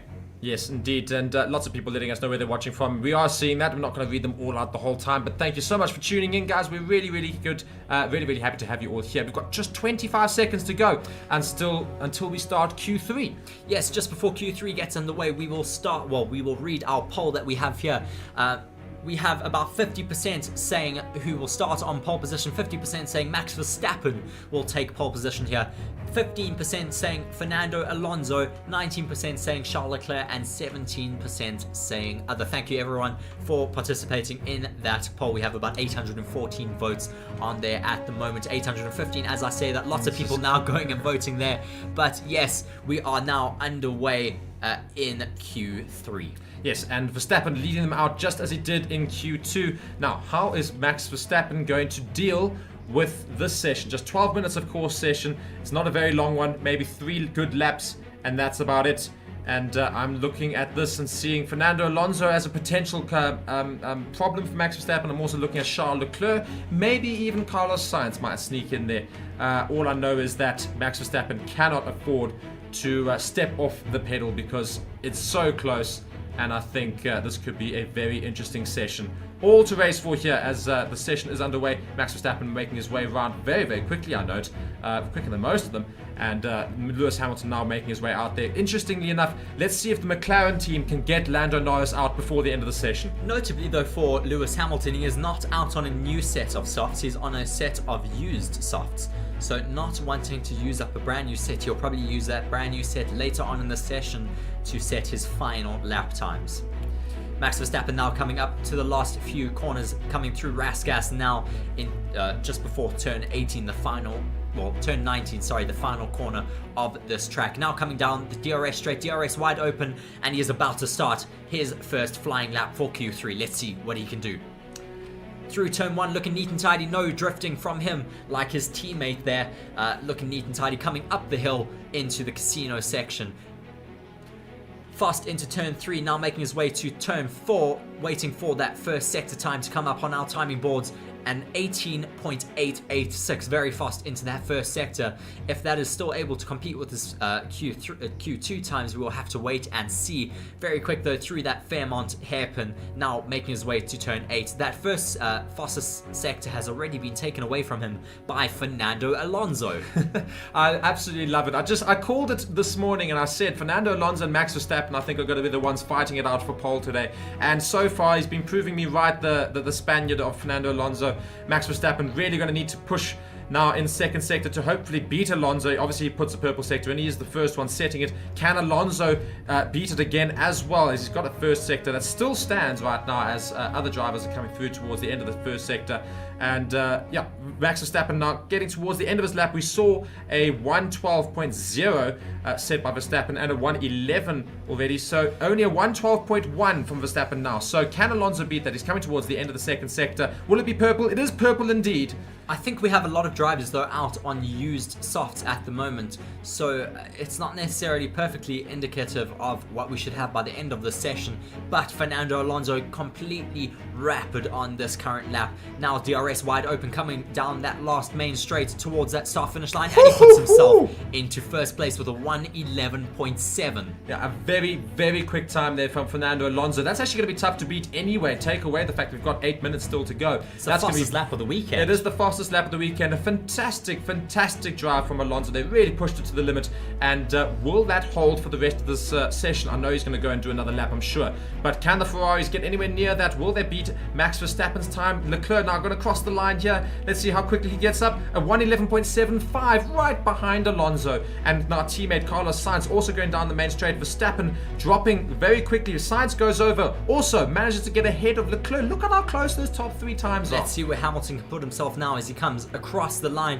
Up in 7th at the moment. Not great for the Mercedes driver. George Russell also coming up towards that final sector of this track. Doesn't look like he's pushing all that much. No, he's not. He has backed off over there, unfortunately. So we'll have to wait another few minutes to get a lap time from George Russell. Between Alonso and the 2 Ferraris, just 0.05 seconds from the time. So that just shows you how close these cars are matched. And we see now Russell starting another fast lap here, another fast lap attempt. And Verstappen's now going to need to try and get back round and hopefully do an even quicker lap. I'm sure he's capable of it, but can Alonso match it once again?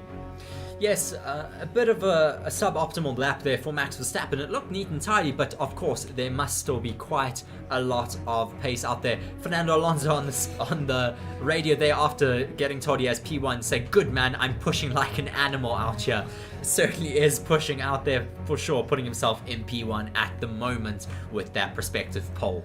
Now, just seeing a few people watching from Baghdad and Iraq and otherwise, and Canada, and what's this other one? SLC. Not quite sure where that is, but nonetheless, thank you very much for the comments, commenting on our commentary. We very much appreciate it. We've got just under 7 minutes left of the session. Currently on board with Russell, who's going to go around. He's got a better first sector than he has had so far, but a little bit slower in that second sector compared to Alonso, but not too much. So let's see how he fares as we come towards the end of this lap. Yes, I think this track is evolving very quickly. Max Verstappen, unfortunately, when you're the first driver out there, you get that suboptimal track surface. It evolves so quickly, rubber gets put down so fast out there as George Russell now puts himself ahead of Max Verstappen's time. So clearly, Max should still have quite a lot of time on his hands. Yes, indeed. Somebody also pointing out there is currently a Spanish 1-2 with Alonso and Sainz, both Spaniards leading it. And fantastic work from McLaren here, as we see Lando Norris is going to make his way out into the Q3 session. Yes, great to see that we have those drivers doing so well out there. Now we have Lando Norris getting out of his pit box again. As I think just have to take our hat off and just clap to these McLaren engineers who've managed to fix his front left tyre there, and I think there's going to be a lot of high fives all around, lots of smiles there from McLaren there, getting Lando Norris out. Fantastic work from all those engineers there, everyone getting a bit of a pat on the back. Let's see if Norris can return the favour and get a quick lap here and put himself further up the grid. Yes, we should see some lap times hopefully being improved here for sure. Lewis Hamilton will certainly be wanting to improve his lap time over here. Christopher Robin asking if we're in Southern Sun. No, we are not, Christopher. So maybe someone next to you is just watching our stream just like you, but maybe with the full volume on. We don't really mind. You might, but we don't. Just 5 minutes left of the session. Currently, Alonso still leading in pole position. Sainz and Leclerc following him. Russell in 4th. Verstappen in 5th. But Verstappen, of course, just about to start a hot lap. Or unless he's already doing a hot lap right now. I haven't seen. I don't think he is. He's going a little bit slower in those sections. Hasn't showed any purple sectors yet. So Verstappen, yes, not improving on the first sector at the moment. Now coming through the middle sector. Also still a little bit down, but of course he is on an old set of soft tyres, so we will not get the best times from them just yet until they all go out on a brand new set of softs. Yeah, only 4.5 minutes left though, so he's got to get around and get into the pit lane as quickly as possible, but he's not. He's going to go through again, so he's going to have to come back. He's Coming across the line though, he does put himself into first with a 1 minute 11.6. So even on old tyres, Max Verstappen is able to find even more pace. Will he have enough time to do another lap? Because it's only 0.05 seconds faster than Alonso. If Alonso can go quicker, then yeah, that's big danger for Max Verstappen. Alonso, Sainz, Leclerc and Russell all in the pits currently. They're going to come out right near the end here. Hamilton's doing a very good lap here. He's improved on Verstappen's time in Sector 2. Looking very neat and tidy there through turn 16 and 17. Now making his way through 18. Rasgas through the penultimate corner into 19. DRS wide open down that main straight. Let's see what lap time he can put in if he is able to challenge that Red Bull. Puts himself into third ahead of both of those Ferraris who are both on outlaps at the moment. Yeah, fantastic lap there from Hamilton. Very, very close to Verstappen. Look how close the times are. 0.07 seconds behind Verstappen was Hamilton there.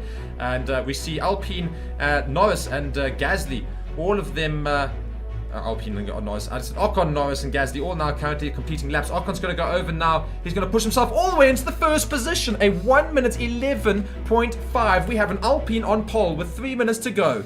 Wow, this track is clearly evolving very, very quickly here. We should see these lap times dropping very fast. Bit scary though if we do get another incident here. We certainly do not want to see that, otherwise we'll have Esteban Ocon on pole. And I think for the first time, I mean, look, I still got 3 minutes to go here, but I'm not sure I'm backing Red Bull's tactic of getting Verstappen out there as quickly as possible. He's still only got 3 minutes. He's currently in the pits. He's got 3 minutes to get back out there and take pole position. He makes one slip up and it's gone. Pole position will be gone for him. Ocon, as I say, sitting in first. Gasly's just gone over. Not quick enough, unfortunately. Only good enough for 7th. All the other drivers out. Alonso doing an outlap now. That's going to be somebody we want to watch. Yes, for sure. Alonso will be the one to watch at the moment. Max Verstappen, though, still in the pits. I'm sure those Red Bull mechanics will be wanting to turn that car around very quickly and get him back out there to get that final lap. And as I say that, he does. He leaves the pits. Alonso out the pits. Hamilton back in the pits. Sainz is also on an outlap. Russell is on an outlap, and the only driver in the pits at the moment is Lewis Hamilton. Now, I'll tell you something, this is going to be very interesting if we should suddenly have an incident as Leclerc is going on a fast lap. Yeah, he's got a new purple sector. He's made 0.07 seconds faster than Ocon, and let's follow his lap here. Leclerc, of course, the Monegasque at home in Monaco. Can he put himself on pole, and will people be able to beat it? He's still holding on to that purple sector right now. However, nobody's really started their fast laps yet. I think Alonso's now started his fast lap. He's not able to get a purple sector. Oh no, he has. I think Alonso has got a purple sector in Sector 1. So it's all to race for now. Yes, everyone wants to take this pole here in the Principality. Alonso, though, 0.2 seconds up on the fastest lap at the moment. Max Verstappen will certainly be wanting to challenge that when he gets out. Charles Leclerc taking the fastest middle sector at the moment. He will be certainly wanting to take this pole. He will be very hungry for a pole position here in Monaco, his home race. As he now comes across the line, where does he put himself? He puts himself in first with a 1:11.4, taking the prospective pole at the moment. But we have Fernando Alonso not far behind, also on a hot lap, as we have Sainz, also the Ferrari teammate of Leclerc, putting himself up into third. Alonso got a second purple sector in sector 2, and Verstappen, how's he faring? Verstappen's not managed to do Verstappen's anything coming yet. through the first sector at the moment. We're just waiting for that first sector to come through for him. I'm sure he will also be on a very hot lap at this time. The green machine of Fernando Alonso is going to cross the line in a 1:11.449, just 0.02 seconds faster than Leclerc, and the Aston Martin engineers are losing their minds. Russell's going slower. He's not going to do a very good lap here. It's all down to Verstappen. He's got 40 seconds left. Of course, I think he's doing his fast lap right now. Can Verstappen get ahead of Alonso? Right now, he's down. He's down in his time. Well, he's put in a personal best, but not any purple sectors at the moment. We have seen, though, the Red Bull is not so strong in that first sector, but in the second and third sector, they are quite rapid. But Max Verstappen only has this lap left to take that pole position. Let's see what he can do now as he comes out of the tunnel into the blinding light, down into turn 10 and 11. Looking neat and tidy, though, for him so far. Will he be able to challenge Alonso for pole position? He's motoring as quickly as he can. You'll see his time for sector 2. It's going to be still 0.2 seconds off of Alonso. I think Alonso is going to have pole, ladies and gentlemen, unless Verstappen can pull something out of the hat in sector 3. He's coming to those last couple of turns. He's really got to push it. This is really all to play for in the last seconds here in Monaco. The time has run out. He hits the wall, very slightly. Where does he put himself? Verstappen is... He takes oh pole. my word! Verstappen takes pole. We did not think he would be able to do it, but Verstappen takes pole with the 1:11.3, the fastest lap time here this weekend. That was certainly unexpected with those first two sector times. Wow. But when we think the Red Bulls have lost it out, they still take that pole position, just once again showing their dominance over the rest of the field. Very, very close though between the top three. Only 0.1 seconds between Leclerc and Verstappen's time. 0.084 seconds between Fernando Alonso's time and Max Verstappen. I certainly would have loved Fernando Alonso to take the pole here today, but still, great effort from Max Verstappen with that 1:11.3. And they're very excited about that. You can see the Red Bull garage were very nervous about that. It was not looking easy at all, and he had to pull it out right at the end. Even after putting a slower middle sector, somehow managed to find the pace in that third sector. Brilliant driving from Max Verstappen, but so unlucky for Fernando Alonso, who thought he'd done it, and all the engineers had thought he'd done it as well. And I think half the world had thought he'd done it. Managed to put himself on pole, but then just as quickly Max Verstappen just gets ahead of him. But however, Alonso on the front of the grid. And if he manages to get ahead of Verstappen in the start of the race tomorrow, you could potentially see an Aston Martin win in Monaco. Yes, Fernando Alonso is in a brilliant position to challenge tomorrow. He certainly will want to take a look into that first corner, as we've seen our Max Verstappen pulling up to that number 1 spot here for qualifying. Certainly was a very, very exciting session, with Sergio Perez, of course, getting dropped out in Q1 due to his massive crash, unfortunately. But we do have now the qualification results for Monaco Grand Prix for tomorrow. Max Verstappen takes pole with a 1:11.3, closely followed behind by Fernando Alonso with a 1:11.4. Then behind them we have the Ferrari of Charles Leclerc with a 1:11.47. Bit of an outlier there is Esteban Ocon in 4th place, ahead of the Ferrari of Carlos Sainz. Lewis Hamilton with a bit of a recovery drive here to make himself up into P6. Behind him is Pierre Gasly for the 2nd Alpine, then George Russell in P8, Yuki Tsunoda P9, and rounding off the top 10 we have Lando Norris in the McLaren. Yeah, I mean, probably the best qualifying session of the season, quite easily. The best qualifying session so far. Absolutely fantastic. And I think the main reason for it is that it wasn't a walk away for Red Bull. They really had to pull it out of the hat. Had to really work for that pole position. You can see how excited they are because they knew that was not a walk in the park at all. No, I don't think Monaco is ever a walk in the park. It is certainly, as I said multiple times already today, it is an outlier track. It is not one that the rest of the circuits in the season can necessarily give you an indication for. I mean, it is just so different. Every team brings a completely different upgrade and completely different setup for this track. they'll never use the setup ever again throughout the season because it is just such a high downforce circuit. But now we have those drivers all lining up. We have Max Verstappen having a good chat to Charles Leclerc at the moment, just while they warm down before they get interviewed. Now, Charles Leclerc there in third position as well. He's pretty much primed to try and do something if they can somehow make an overtake happen, if something should happen ahead of him. But, yeah, you know, we know Monaco, pretty much qualifying is where it's at. Qualifying more or less determines most of what happens in the race tomorrow. Fernando Alonso really worked hard. You can see he's drenched in sweat. Completely Absolutely. He's definitely worked very hard there. There's a little bit of speeding there noted on Leclerc And Norris. Well, it's a turn 9 incident involving Norris and Leclerc there. Maybe they came together, or maybe one of them held the other up. So we'll have to wait until after the session to see what that note is all about. But we do have those top 3 drivers for our race tomorrow now lining themselves up to chat to the press. Yeah, I mean, unbelievable. Flying Berserker there, just asking in the comment section what happened to Sergio Perez. Sergio Perez, unfortunately, early on in qualifying 1, just lost the car and into turn 1 and smashed his rear left tire, completely destroying that tire, as well as I do expect it is going to be a gearbox change that is needed for him. It's not going to have much of a difference. He's still going to start in 20th, of course, so you will take that penalty whether or not it doesn't really make much of a difference. He's starting right at the back of the grid, and in Monaco, that's really not great. That's unfortunate for Sergio Perez. He's going to lose a lot of ground on Max Verstappen in the Drivers' Championship at the moment. However, of course, there's still a race to come. It's not all about qualifying. It's still a race to come. Max Verstappen has to last the Grand Prix, and can he make it round turn 1 ahead of Fernando Alonso? Fernando Alonso manages to get ahead. Then different story completely. Yes, it should certainly be an extremely exciting race ahead of us tomorrow if we do not get just a bit of a procession. Hopefully we'll even get some rain playing into the race here tomorrow to just put a bit of a spanner into the works for the team's strategies. I'd certainly like to see some rain there tomorrow. Yes, indeed, and that is going to bring us more or less to the end of the session, ladies and gentlemen, and boys and girls, and everybody else who happens to be there. Just one more time, going through Q1, Perez, Zhou, Hulkenberg, Magnussen, Sargent were the ones eliminated. Q2, Bottas, Stroll, the outlier there, Albon, De Vries and Piastri eliminated. Norris had a bit of a small issue in Q2. The engineers worked their magic to actually get him out in Q3. Didn't really matter. Norris still finished in 10th, but he still managed to go around and attempt to do a quicker lap. So fantastic work from the engineers there to even get him out there. Norris in 10th, Tsunoda 9, Russell in 8th, Gasly in 7th, Hamilton in 6th, Carlos Sainz in 4th, Ocon in the Alpine in 4th. How's that for a drive there? Leclerc in 3rd, Alonso in 2nd, Verstappen 1st. What a qualifying session that was.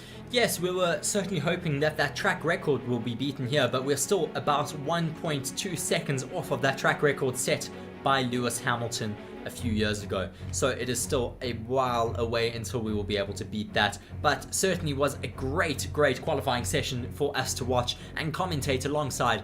Thank you very much for joining us though. We have been here on Forever Sports for Forever Motorsport. Please do like our video and leave a subscription for us as well. Also, great to have you all. Yes, indeed, and we'll all see you tomorrow for the race, and also stick around on the channel. We will be uploading a review of the qualifying just after this, guys. Thank you so much for watching. Bye.